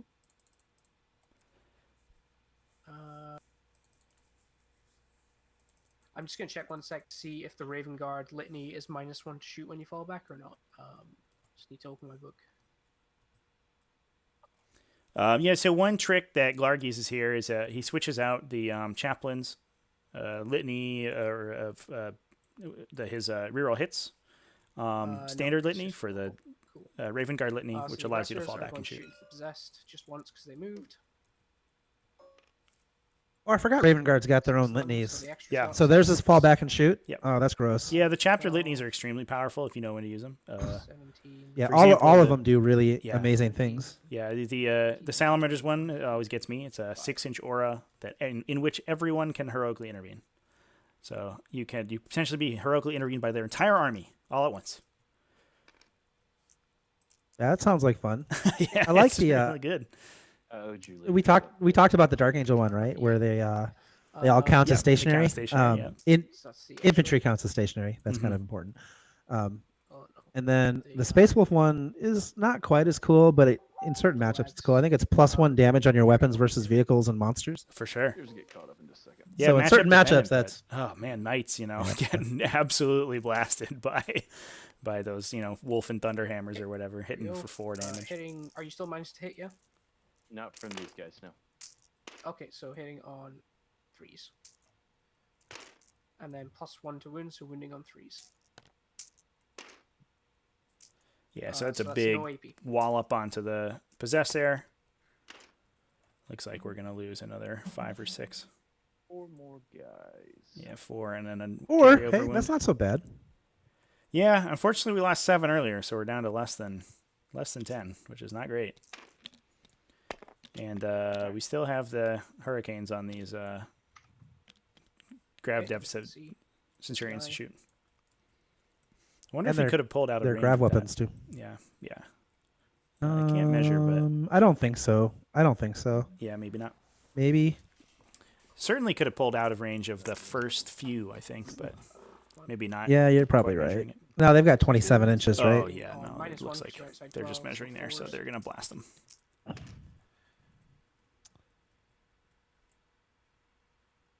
All right. Wounding on I'm going to 3s. go out on a limb, and I'm going to call it a win for Glarrg. Hmm. Yeah. All right, So well, it's seems 3 premature, at but okay. That's, We do still that's have my a middle whole name. unit of obliterators and some characters here One goes through. for GrizzlyNateDog. 1d3. I mean, hopefully Okay, he can and just then pick up 4 some more bolters. points. Mm-hmm. Warp time on obliterators, shooting some aggressors just to get some more gangbusters would be good for him. Yep. Especially if he can get a hold and a kill. Yeah, and that's what he's been aiming at so far is just picking up individual models. Yeah, Hitting on 'cause- 4s, Because he's got even though this game's not going to be one, he can score enough points to no AP. sort of be in the running for that invitational. So it's not bad Absolutely. to play out. Yeah, a and go 3-1 for. showing in Yeah. a pod. I don't think not everybody. Certainly, not everyone is going to go 3-0 to get to the invitational for sure. And 3-1 showing in the pod going to the finals is very strong. 1, 2, 2 more go down. Well, and there's more pods that are going to be run, right? Oh yeah, we're launching 3 pods a week right now. Okay. So Yeah. yeah, you can play in pods For the to your heart's content. They're gonna Do you- keep launching. Do you want to tell people that are watching this, like, Oh, I it's put not it too late for them to get in, right? Oh, absolutely. Yeah, it's 'cause, we're gonna run pods like, all the way you're up not- That's everything until there. August. So let's Do you only take like the top 5 scores or something, or like do you do Yeah, anything to your top 3 performances will count towards the final. top 3 performances? Yeah. So there's no reason. there's no to reason stop playing. not to play then. Yep. Yeah. Yeah, and you can join. It's pretty easy. There's a link to our Discord channel down below for anyone who isn't part of the series. And you just post in there if you want to join a pod in the Join a Pod channel. And every time a pod opens, we take the top 16 names in that list and we add them to a new tournament. Each pod's a 4-round ITC tournament that runs over 4 weeks. You play 1 game a week. And while you can only have 1 entry in the Join a Pod section at a time, you can join multiple pods at the same time. So a couple of these players are in multiple. I know Glarrg's in one more. And GrizzlyNateDog is in 1 or 2, I think, as well. We'll certainly Very see cool. these guys back. Very good. Yeah, they're both fantastic players. Like, I know this game looks really one-sided, but there's a lot that went wrong for GrizzlyNateDog. Right, Would have made yeah. this game Yeah. way closer. So Yeah, Hey, 100%. he's still got 3 possessed. Charges. I can't charge. 4. He's got Aggressors 1 because back, they come back. giving them Curse Earth. So yeah, that's just gonna be the end of my turn like that. So Oh, I cool. didn't kill Deuce 83, yeah, the plan is still to do the list breakdowns. I just obviously been swamped with all this stuff right now, and I haven't had a chance to go through them. I'm certainly I'll probably be focused a little bit more on a couple lists rather than doing a full meta breakdown for each pod. But a lot of people have been asking about them, so I'm definitely gonna jump back on that train.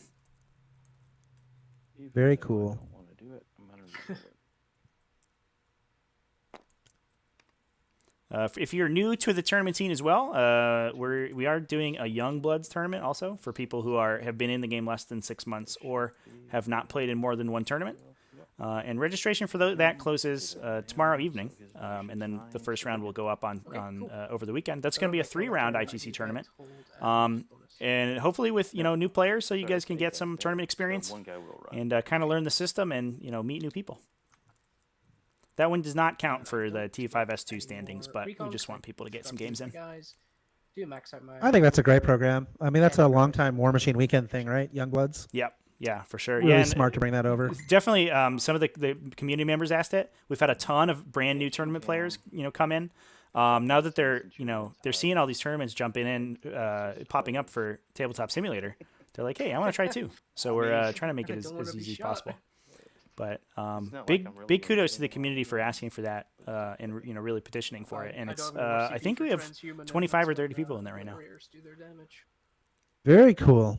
Yeah, so this is a really cool thing, Trevi. I don't know if anybody is. I'm sure people have complimented you on it, but I'm going to take a minute to just thank you for being pretty selfless and putting this on. This is a ton of work on your part, and it's a really cool thing. It's turning into a pretty cool community, and these games are super fun to watch. I've been watching a ton of them on YouTube.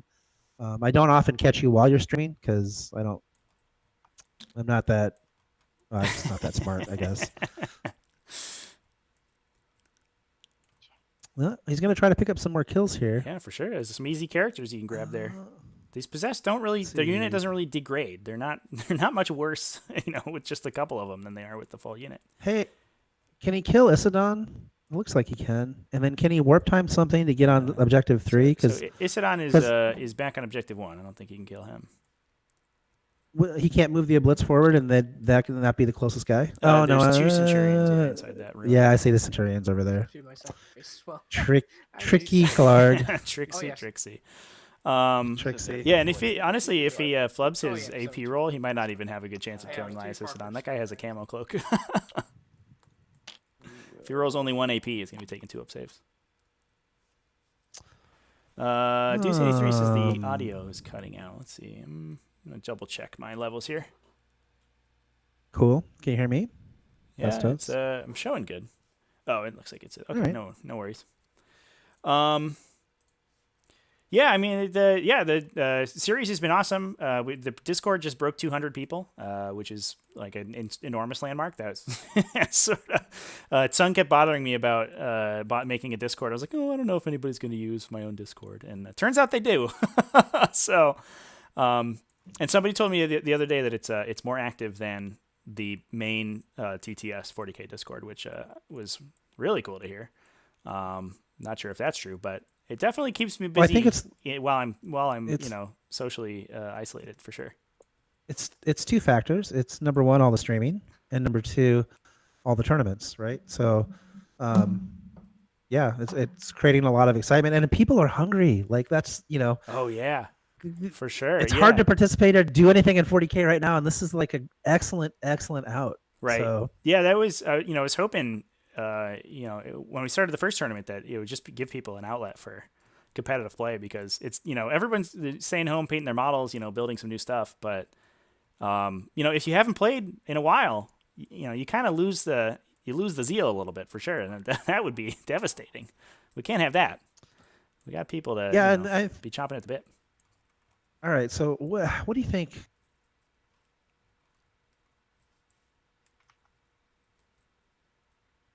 So I imagine we'll see these possessed go in. We're going to try to pick up both these characters, the chaplain and the lieutenant. Grab some more kills. I don't believe that Glarrg got a kill on his turn. I can verify that on the score sheet. He's going to run. Looks like he did not. So easy kill more for a couple quick points. And potentially behind enemy lines. Actually, for sure behind enemy lines with those possessed. They're so small now. So we can start clawing some secondary points back for GrizzlyNateDog. I don't believe that the deficit is really surmountable for GrizzlyNateDog at this point. He's down 16 points.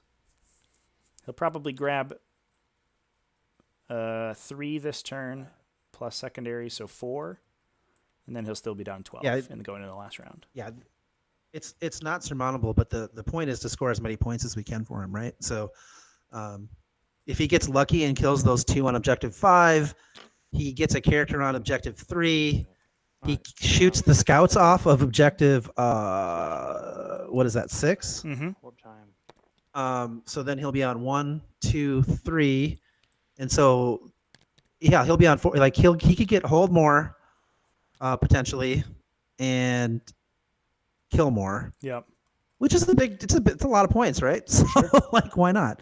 Yeah, plus he wants to keep he's killing. gonna shoot it. He wants to keep killing these big, meaty, heavy infantry units because he wants to grab those gangbuster points too. He's only 2 up on gangbuster right now, and he's gonna go to 3 on behind enemy lines. If the aggressors are pretty easy to get it off because every 2 is a real clean 6 wounds for 1 point. So if he can blast 4 down, he maxes that out. Infernal power. Yep. And with good dice, it's possible, right? Yeah, for sure. I think he does need to get his warp time off, though. And that's the hardest part, as we've seen. Should go off.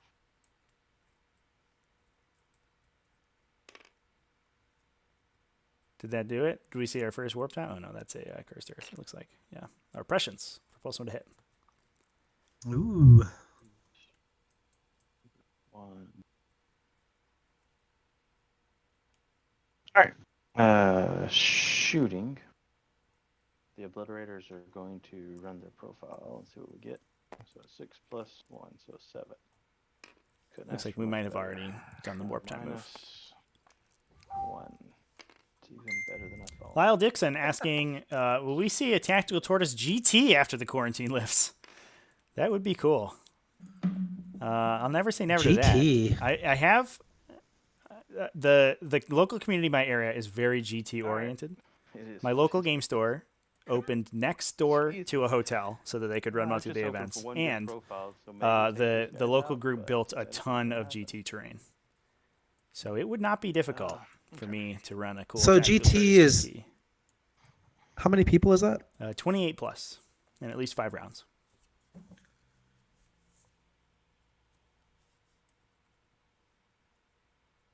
They are going to shoot at these scouts. Okay, looks like we're just going to try to pick the scouts off for a quick kill. So just the 2 guys. Because I think they were out on the aggressors.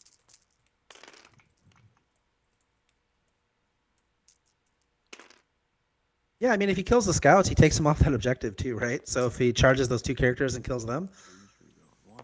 Yeah. I think he's... Yeah, no one's on 3. That would leave him 2 to 2. At least stops the hold more. Yep. Although at this point, he's more worried about holding more himself for sure. But -1. Right.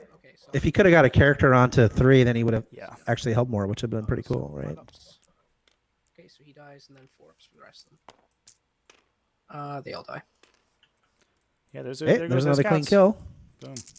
Yeah, that's one thing that Glarrg's been doing is that he hasn't been placing his characters on these objectives, just towing them. All right, what is these? And I think that's had the potential of Chaplain has a power losing him fist, a couple points in this case. And in this way, it will straight up lose him 1 point. Oh, he's got combi flamer. He's got a flamer. Yeah, this is a cool piece of tech. I always forget I gave it to him. I talk about it every time Glarrg's on the stream, but his lieutenant here has a combi flamer, which is not a weapon you see very often, but it is an 11-inch range with long-range marksman, and his plan is typically to shadow step it with the librarian, so it does deep strike with the Centurions, and you can shoot his flamer immediately when he comes in. I'm gonna charge them both. I think it's an adorable combo, and I love it. 6 shots. That's funny. would I don't care who name you are right there. That's a- funny. I know, yeah. As soon as I saw it in my Okay, list, I was like, what is would this roll guy on doing? 1 'cause he's lieutenant. Okay, 2, no AP. Looks like 6 shots from the Flamer, but some abysmal wound rolls. And those guys will shrug it off. Who cares about that? Okay, and Your then cute just, combo can get right out of here. Yep. We're about to possess your souls. Boltgun. Actually, does he even have a boltgun? He Nice. does not. And you're out of frag range. Yeah, you're good.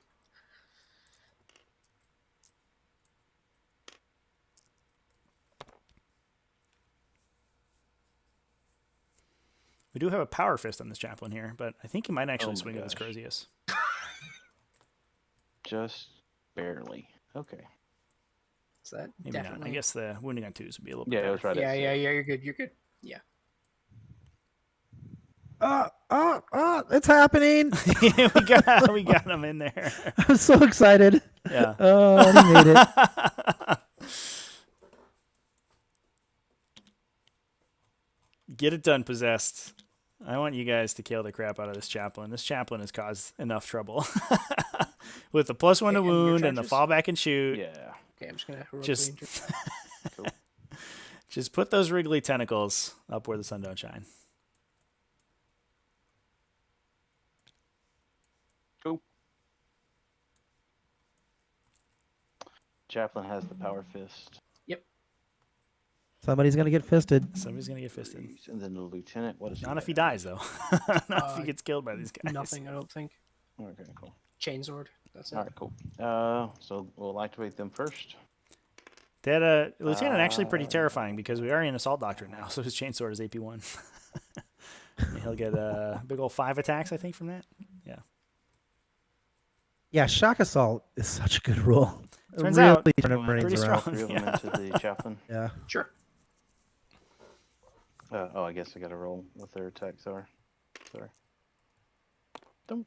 They'll get 3 plus the 1, so they each Hey. have 4, so 12 attacks. Not bad. Do we have any CP to buff this? No, unfortunately, GrizzlyNateDog out of CP. So we're just going to roll a bunch of attacks. Alright. Hitting on 3s. Boom. Yeah. That's a lot of misses on those 6s. Wow. That was a terrible roll. Nate Dog, no. Not like this, Not like man. this. Oh, no! Not like this. There you go. Okay, 4th invulnerable. I can't John, do I that think we though need with that to happen. we need to Takes call a 2 judge damage. inspection here of these Yep. dice. Go. Do they have multiple ones on them? Like that. How is he doing this? His I don't know, rolls these have been digital dice. so Power fist bad. attacks. They really have. my But at gosh. least it makes the loss One hit. easier to take, right? Because It- at least if you have. Yeah, I mean, -4. maybe. Damage. I mean, we don't like to blame dice, and I think we did sort of. We talked For earlier about some one. different things that Yeah. Nate Dog could have done for a different We plan. used a And chaplain then on 5 2. attacks. If one more of those hits could have gone through, it could have killed him. 5 attacks. That's Oh the my worst. gosh. For the lieutenant with no. chainsword He's about to power fist some people. on Ugh. 3s. Yeah. Yeah, it's heartbreaking. 2s weapon skill. And then on 4s. Yeah, okay, Sam no Moyer, why wounds. does the flamer get longer That's range it. from long range marksman? That's That's just how that's just what the rule So I says, will man. get heal, hold, and kill more. That's how they decided to do it, to write it up. And you He does hold that as an objective, though. That's it. Yeah, that's it. 'Cause Yeah, that's cool. I don't think that I'll matters. get Behind Oh him. no, it does matter. He just- did I just manage to rolled stop two. from getting. Yeah, Yep. he blocked the whole. It's thing. unfortunate. So Yeah. on to last turn. Chaplain will do. Sam Moyer, at least you can microwave physical dice when they fail you. He's gonna do catches in the fire. Alright. Goes off onto the aggressors. That's amazing. He will do You can also like focus. Goes off. what on the you do aggressors. is you take one dice out of the dice that failed you and you put it in front of the rest and you smash it with a hammer just so they all know what's coming. 2 toughness on my starting rifle. Yep. Okay. Or you run it over with your car. fallbacks. You sure? Yeah, I don't want to be in combat anymore. Okay. Wow. Uh, Glarrg taking the controversial decision Brian's here gonna go to fall here. back with his models from the possessed. That was rough. Interesting 12 play. attacks. Kill a chaplain. Wrap a lieutenant. What do you think about that That mistake was a with lot those better. aggressors there to shoot him? I mean, yeah. I go there. I mean, in the end, it actually kind of helped because it forced the chaplain to stop them, giving them +1 to hit and wound. instead. So and they didn't actually deal any damage in melee. So it Lieutenant actually Phobos is going to advance. just decreased their damage output significantly. In Go up fact, the line. Cool. Yeah. There has been, and I mean, it's part of it is because it's a digital medium, but there has been a lot of like sort of loose Elias. loose play, like you said, towing in characters. Mhm. There's been points here and there that have been available to both players, which I only point out because it's good learning, right? You For can sure. you can learn from those things Okay. and get better Centurions by are seeing gonna those go things. out. Because that's what the best players do. If you watch a Nick Nanavati play, he's gonna make you earn every point you get, and he's gonna also like Centurions at the back score just gonna every drop. point that's possible. Mhm. And a lot of times they win their games by 1 point. Right. So Right. like These guys it are going matters. to advance. Yep, for sure. Yeah, and it is a little interesting. It's kind of a side effect of Tabletop Simulator, but you are sort of distanced from the game a little bit more than you would be in a physical tabletop game. Yeah, and your view is blocked in weird ways. Right. You don't see things as well. Yeah. Yeah, and I definitely have experienced the same thing. I mean, some of my Grey Knights games have been Limbs. just travesties, because I'm not thinking of the combos of powers I need to do, in the right way, and it just it kind of messes me up a little bit. Okay, onto the psychic phase. Librarian is going to smite or attempt to manifest. Oh, he's got to smite him. Just add insult to Goes injury. off. Yeah, Two. just charge Like him, all man. that- Just get they're- in there, get down and dirty. Just shoot him with the aggressors. Heal. Then these guys have a 5 open vulnerable. Is that right? Did these? I guess they'll the know Devastators them, and why Centurions not? moves. I don't think they have a shot though. No, it doesn't look like It's it. just leaving those obliterators for later. Doesn't matter. It's okay. He's gonna Shooting just shoot them. phase. Let's do these scouts first Yeah. into these possessed. They are all within 12. This is his inches, last so turn, they're all right? gonna So- rapid fire. Yeah, this is top of 6. Let's see. What can Nate get? He can't win the game, but he can get. So and just for hitting a, on threes, 'cause you're not minus one. A little score update for everybody. We're currently moving on force. 26 points to Glarrg, 14 to Nate. Okay, no AP. Unfortunately, he hasn't been able to score any points on recon, and has been sort of pushed out of killing for the game because Glarrg playing very cagey with his aggressive units. Yeah. one. I mean, I do want to point out said how we Yes, no, we talked Yeah. we talked earlier about how Yeah. kills would be Yeah, harder just for extra Glarg to kills get are towards the fine. end of the game. Yeah. That actually The happened. next one will do Straight up, absolutely. into that same possessed. Yeah, he same Yeah. he same- hasn't so been the able last to two turns- one-shot for this Crack possessed Grenade, squad like and I think he then wanted 4 will to. just Yeah. four And guns he's been like first. trying to pick at him and grab some other stuff, but he's Hitting kind on threes, no rerolls, he's kind of holding on bonus fours, alone almost. Rerolling ones. Yeah. So Let's 3 see. no Is there AP again. any way for him to get behind enemy lines? What do you think? For Probably Nate not. Dogg? He doesn't have anything. Cool. Yeah, I don't think he has enough and then speed, the A big even with the warp charge time. actually. Are going to not Yeah, shoot maybe. the players because I didn't move them. Yeah, that's probably true. That was a mistake. Um, The Centurions are going especially with a warp time, right? The sorcerer. And if he could- target, Actually, Actually, Not that if they- probably makes sense, right? Not if the sorcerer dies right here though. actually, Looks this like guy he is has going to yeah. shoot at the Beseechment. master possession because he's definitely closer, and this guy's going to shoot at the sorcerer. Oh, splitting fire might not kill him actually. So it's going to be 12 Oh, the shots into greed. each of them. Then Yeah, for Uh, sure. are they both -1 to hit? 'Cause they're both Alpha Legion. Is that right? No, they're not both Alpha Legion. Okay. Let's see. Yeah. So like, Doesn't matter. Are you sure? Oh, Yeah, are you sure? I think it's a hair, and you can't never measure a hair, so I'm good with it. Go with Okay. it. Cool. So the sorcerer's -1 to be hit. Is that right? No, the sorcerer's not. The Okay. Master Possessions is. Okay, so this is into the sorcerer who's not. So hitting on threes, re-rolling ones and twos because of Lias. Let me just check that I am in range for that. I am. And then wounding on fours. Okay, that is 5 at no AP. telling me there's a shot. I think he'll be okay. He should be. His Space Marine armor starts to we hold have- up a lot better once the tactical. There's no doctrine AP. is over. Yeah.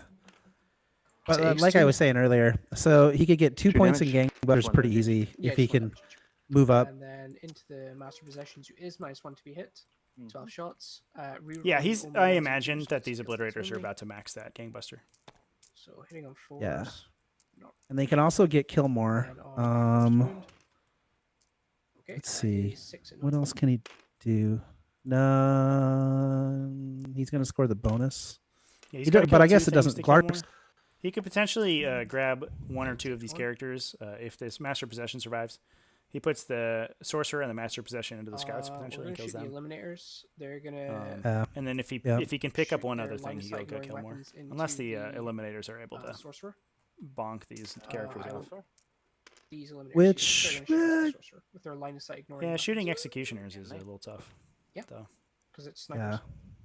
No. Oh, it's sniper strike. Right. Yeah. Forgot. So the sergeant's gonna give up his shooting for +1 to hit. And we're giving him +1 to hit and wound So I moved with so the I Sergeant -1 for target sighted, to hit, and +1 to hit, we'll so see how it threes goes. again. Both hit, and then wounding on would be 3s down to 2s. Okay, so that's I mean, -1 AP. He's just gonna make They're one not save gonna though. kill him. I don't think. Yeah, it needs Yeah, he's 2 gotta make shots at a one. 4-up. Yeah, he's okay. Just 1 damage. So he still lives. That's the only Staying alive. sniper Staying alive. besides Lias. Lias might be able to take him out. Honestly, Is Lias a sniper? Yeah, I don't think I can make up the difference in this last round. I still He's a have Raptors suspicion, chapter master. Of course, he's a sniper. They're the sniper boys. 3. So Oh, yeah, Elias is fair gonna shoot enough. the sorcerer as well. Yeah, he's a So 3 shots with. he's a pretty Mass, BA sniper Oh. too. 2s, rerolling. Yeah. Oh. We're hitting on the- Yeah. Because he's 2 up. Yeah, his He's a chapter his big master. gun there. Oh, It's the sorcerer, you're right. Yeah, Strength sorcerer, 5, I'm 3 not- shots. Not shooting them. Minus I'm going into 4 my other list AP. already. My brain's thinking, wait, no. for D3 damage. And then wounding on 3s to strength 5. Cool. Not really. So that's 1 at -4. Nope. Got it. And D3 damage. So he dies. It's a pretty cool game, though. There's a lot of information in this game that you can learn Old from watching bonus this game. skill. Pretty interesting. And it gives me an extra character. Yeah, I'm for glad sure. I got a chance to watch this game. Yeah, I It's think pretty cool. I It's gonna think be my last you one know, at the end of my turn. GrizzlyNateDog may have been some All right. some execution errors. I'm not sure, and definitely a little bit of dice. But absolutely, you know, he had a plan going in, right? He was gonna He- get those Centurions. he to drop, absolutely and did. He was gonna absolutely refuse them. You know, as soon as they come in, he's gonna jump out. Yep. Because I mean, those Centurions killed Mortarion, and then what did they do? Yeah, Nothing. they haven't done anything. They've been literally they killed the sorcerer. That was it. They, Yeah. you know, they hardly, barely even made up the points for the Centurions and Lysis on. Yeah. Although, I guess this is one of those games where it's not really about points normally. I mean, you can look at it that way, but the trading points for points is not the best measure because a lot of it is trading victory points for points, right? And that's kind of what a lot of the game is. Yeah, for sure. Yeah. And even on that metric, they're even worse, I think. They killed Yeah. Mortarion and they stood on this objective. Yep. Yeah. Yeah, they scored him the bonus like twice. Right. And If maybe anyone 3 got, times. you know, has been accruing points, it's probably these aggressors just dominating this area of the board and forcing GrizzlyNateDog back. Yeah, those Centurions have scored 4 bonus points for him. So that's dropping in that corner. I don't believe that. Yeah, I think he Glarrg could have scored those alternatively. I believe he didn't need to. Have those guys. I think he did. He can teleport people onto objective 3. I Sure. mean, he also left his scouts pretty safe for a while. Yeah. Well, they scored him at least 2 that he wouldn't have scored otherwise. How's Sure. that?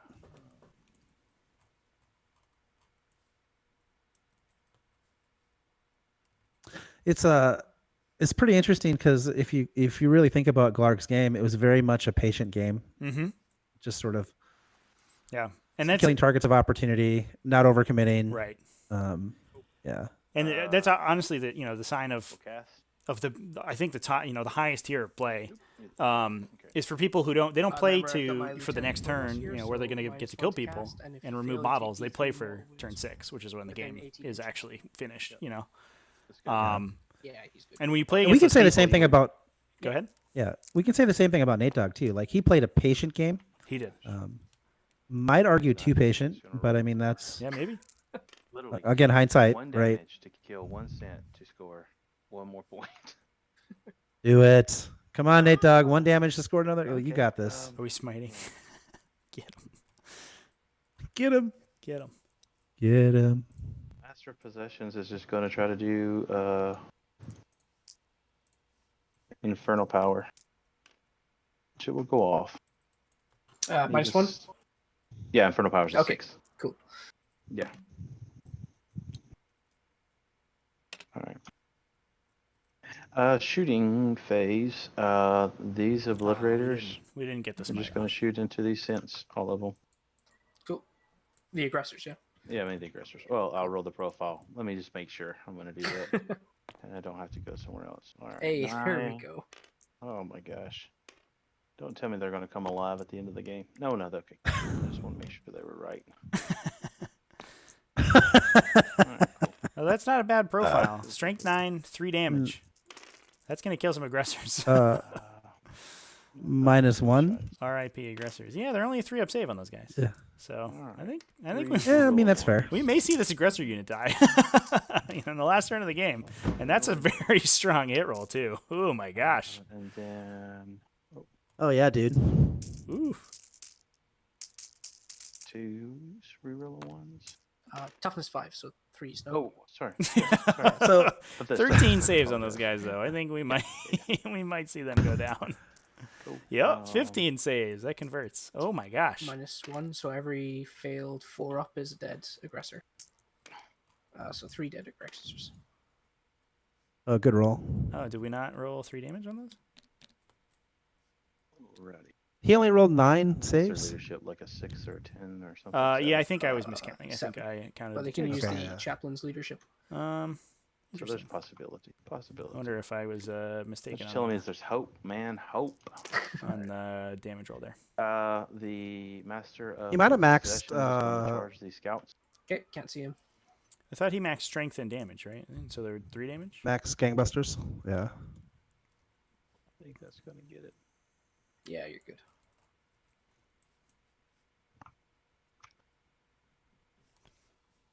Oh, get in there. Let me just ask real quick.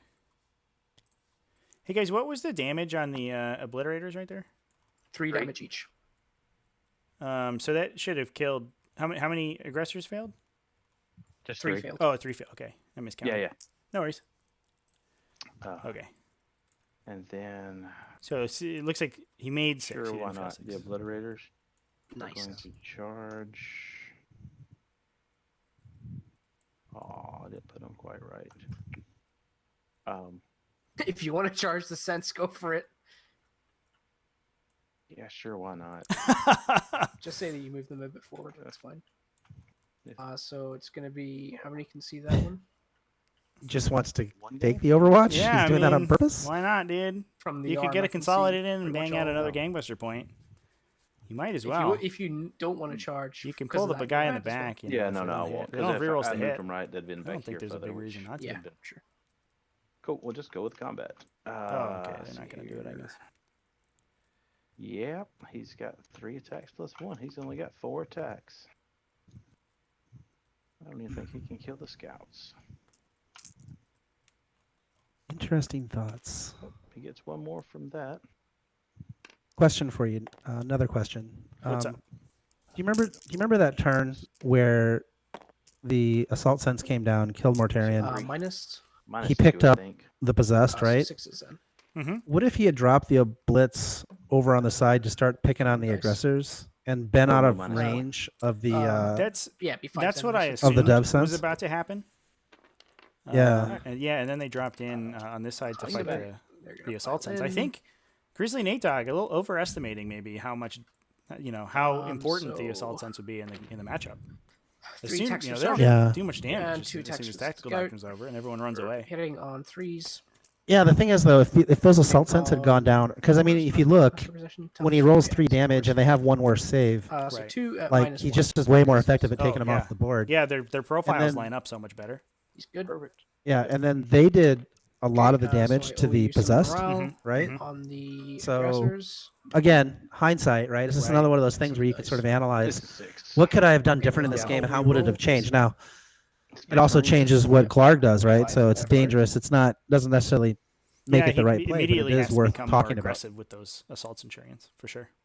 And then the scouts. Yeah, I which wonder Well, the how assault much, centurions- Plus 3.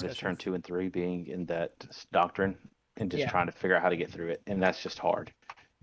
And it's one of the reasons I didn't throw the aggressors at you turn 1 as well, because I didn't want to lose, like you said, I didn't want to lose them for basically no return, because I know they Right. can't kill Mortarion, they can't kill the possessed, they can't kill the Terminators. they can't really kill anything, so they're basically going in there to annoy you for a turn, and that's it. So I just decided to keep them in my deployment zone. No, it was one of those. I thought about putting the possessed up closer, but then I was like, well, if I do that, no, I'd rather to see if I could get you to stretch. I was just hoping you'd stretch them once, and then I would go get them and wrap them, and I would be fine with that. But when you didn't stretch them and you just did this, I was like, well, okay, that's a good move. Let me see how I'm going to recoup from this. And that was just, I was not grasping at straws, but it was a little more difficult. So nice play on that part. No, I really liked your play with the possessed being lifted up. I've never seen that before. That was really worrying when you did that, because you could basically put them anywhere on the board. They're going to get buffs regardless. Right. It didn't matter how far it's back here. Yeah. No. And with the trick here, and I thought about taking and just sending them in over here. Yeah. But I was like, no, the Obliterators should be able to hopefully kill one unit, and I'm fine with that. I'll get them up in the sky, and then come this, and then that flubbed, and I'm just like, all right, well. Yeah, transhuman for Obliterators is just really bad, because it just totally negates what they're good at. No, perfect. That's all good. Yeah, so guys. Good job. That was an awesome Hey, game. Trevi. Yeah. Hey, how's it going? We're gonna chat with you guys for a sec, if that's cool. Oh no, that's sure. fine. Yeah, that was a super cool game. It was awesome to see both of you guys. It seems like had thought about the matchup quite a bit. I know, Glarrg, you mentioned the play with putting the possessed back in deep strike was awesome. We weren't even considering that at that point, and so that was really cool to see too. I wasn't considering that either. Yeah. So as soon as those guys popped right off the table, we were like, oh, this game has changed quite a bit. But yeah, Glarrg, were you expecting to play as defensively as you were coming in? We saw, you pulled back and kind of castled in your deployment zone for most of the game with the Devastator Centurions and the Aggressors, and that definitely seemed to work out for you. Was that the play going in? I spent a lot of the week kind of through crafting that, and I think I reached the conclusion that I can try and be aggressive, but if I just bounce off Mortarion or give a wrap target to the possessed, I basically instantly lose the game right there, because then my deep strike doesn't do anything for turn 2, turn 3. So I wanted to play defensively, and I wanted to try and rotate my army to where his possessed weren't, and try and split my army in two, so there's an equal board presence on like every quarter of the table. Right. So if he focuses one side, then I have still most of my, or at least some of my army as backup that can't be wrapped. Yeah, and I mean, obviously, it seems like it worked out for you. But were you worried at all that if Nate was able to screen out the Master of Ambush on the Aggressors, that if he just deployed aggressively with so much on the table, he could, just kind of force through one flank before your other Centurions came in? The plan with the Master of Ambush was always I was never going to throw them at the Nurgle. I was always going to see where he deployed, and if he deployed everything on one side and was obviously going to try and break through, I could Master of Ambush the Aggressors away from there and just leave a few scouts to hold that side of the board. Yeah. And then try and keep rotating around the board to stay away from his main threats. Yeah, that's a good call too. And obviously if he goes for the Devastator Centurions, then, they can get the alpha on whatever is on that side of the table. Yeah, so I put them there because if I could infiltrate them up with a 9-inch move, and they would basically have vision on the entire of his L and at least 2 of his objectives. So that means he couldn't really put Mortarion in danger anywhere there. And then they can just hold down a huge amount of area with the middle of the board, which the possessed really want to be in the middle of the board or somewhere near there, so they can just spread out and wrap as many targets as they can. Right. So putting them there was basically just a deterrent to anything being within 30 inches of them. Yeah, that makes total sense. Yeah, John, do you have any questions for the players as well? I do have a question for just make sure you're Grizzly. in the Am I unmuted? You're muted in Discord. They can't hear you right now.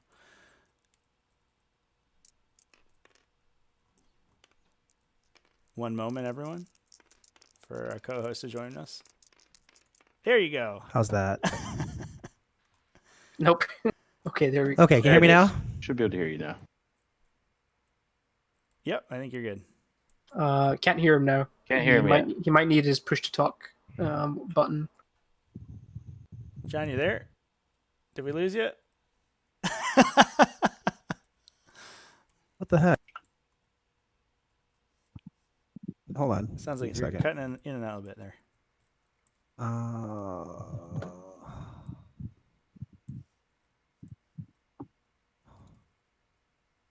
Nope, he's dead. John's dead. Hear me now. Well, How about it now? Might be 40K today is more like 40K yesterday. Okay. I give up. You can hear me, right, Trevi? But I can hear you. We Glarrg and cannot Nate, can you hear guys hear him? No. No. It Not might be at all? because he's Oh, in a call interesting. with you, maybe? Yeah. Okay. Well, I can relay then. I guess. Okay. That works. disconnect from Discord and reconnect. Yeah, John, if you just want me to relay any He's gone. questions. There he comes back.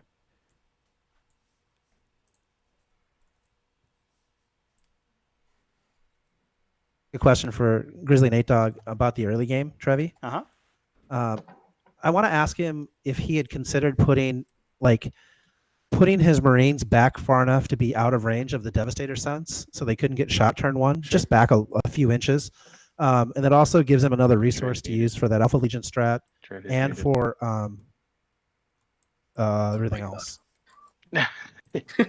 Yeah, sorry guys, So- I just didn't. I Oh, didn't no, want you're to have you guys no, you're only good. hear half of my conversation and be confused. No, it's all good.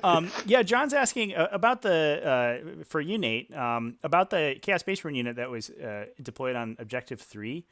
If you had in the start of the game, if you had considered putting it with Mortarion in the ruin next to Objective 1, so that gives you a backup to run onto 1, and then also, obviously a safe target that Glarrg can't get at, that you can then force out the first Centurion drop with the 12-inch deep strike strat.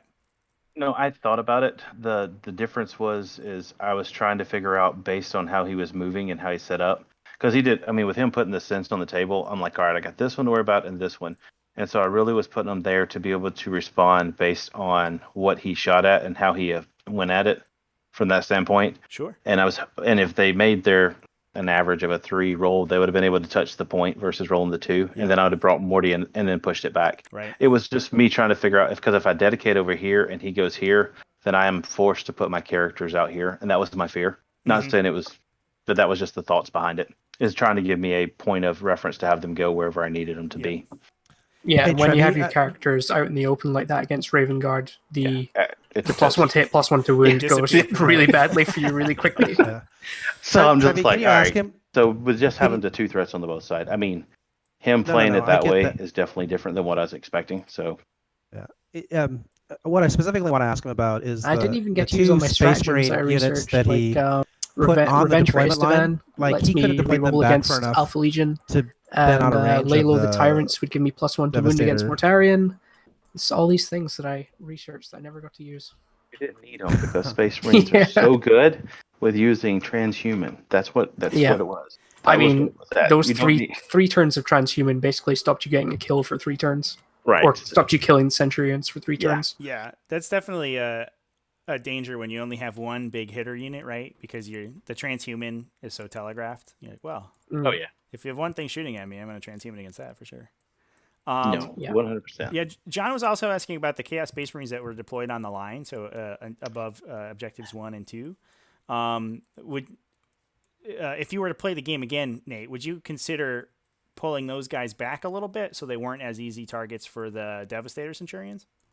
So At least yeah, the one on if I objective 1. no, agreed, 100%. If I had to do it all over again, so my whole thought was he was going to take, and this is one of those downsides of knowing games and stuff, because I'm pretty sure I know we watched the one I played against Salamanders, but every time he's ever done it, the Chaplain and Aggressors always go forward.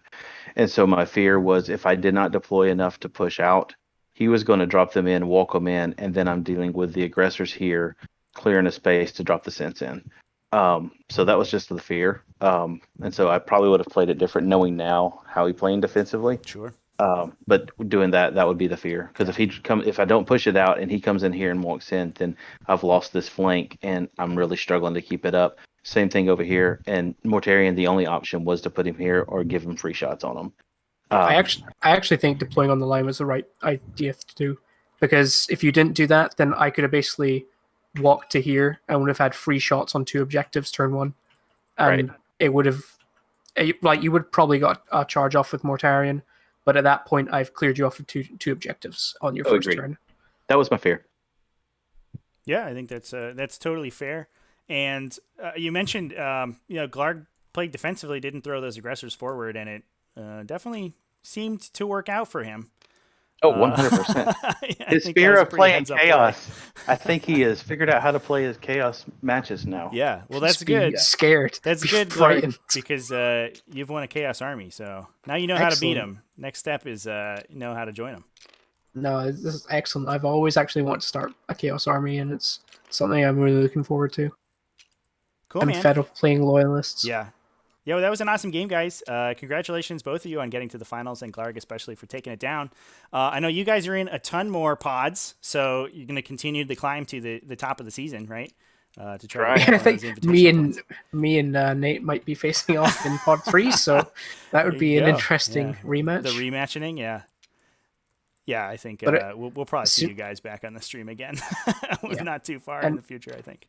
And as soon as Engine War gets released, I'm switching to AdMech, so that's awesome.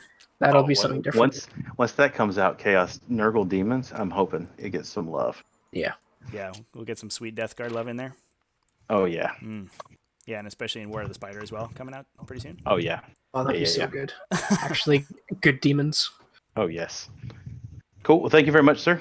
Yeah, thanks, guys, for playing. Again, congratulations to both of you, and we'll see you around. Yeah, thank you very much for hosting. It's been a brilliant tournament, and I'm glad to see it expanded so quickly. And thank you, everyone who's actually watched the whole thing as well. Yeah, we had almost 60 people, almost all the way through. So wow. Oh, wow. Nice. Yeah, it was a great game. So yeah, thank you very much. Yeah, thank you. Thanks, guys. Catch you guys later. Okay, John, there it is. Good job, Trevi. That was an excellent job. I thought you did an excellent job streaming as always, and it was a good, entertaining game. Yeah. So yeah, thanks for joining. It was very cool. We'd love to have you back on commentary again in the future, and I know we have potentially some more live streaming and commentary projects in the works. So it'll be awesome to get back on the mic with you. Yeah, dude, love it. Cool. Well, thanks again, everybody, for watching. I hope you guys enjoyed this game. Remember, as always, to check out the Discord in the description in order to jump on a T5S2 pod yourself if you want to be in one of these cool live streams and win some cool stuff. And check us out on other sites as well. All our social media is in the bottom there. We also have a Patreon, and if you are interested in jumping on T5S2 tournaments as quickly as possible, if you are a Patreon backer, then you do get preferential treatment in the waitlist. So you will be jumped to the top of the waitlist if you're a patron. So you can check us out there at patreon.com/tacticaltaurus. Otherwise, thanks again for watching. Stay tuned for more awesome live streams. We're going to be back online over the weekend. There is a stream schedule in the Discord, in the stream schedule channel, and we'll have announcements made there. Thanks again, John, and to everybody else, have a good night. Peace and love.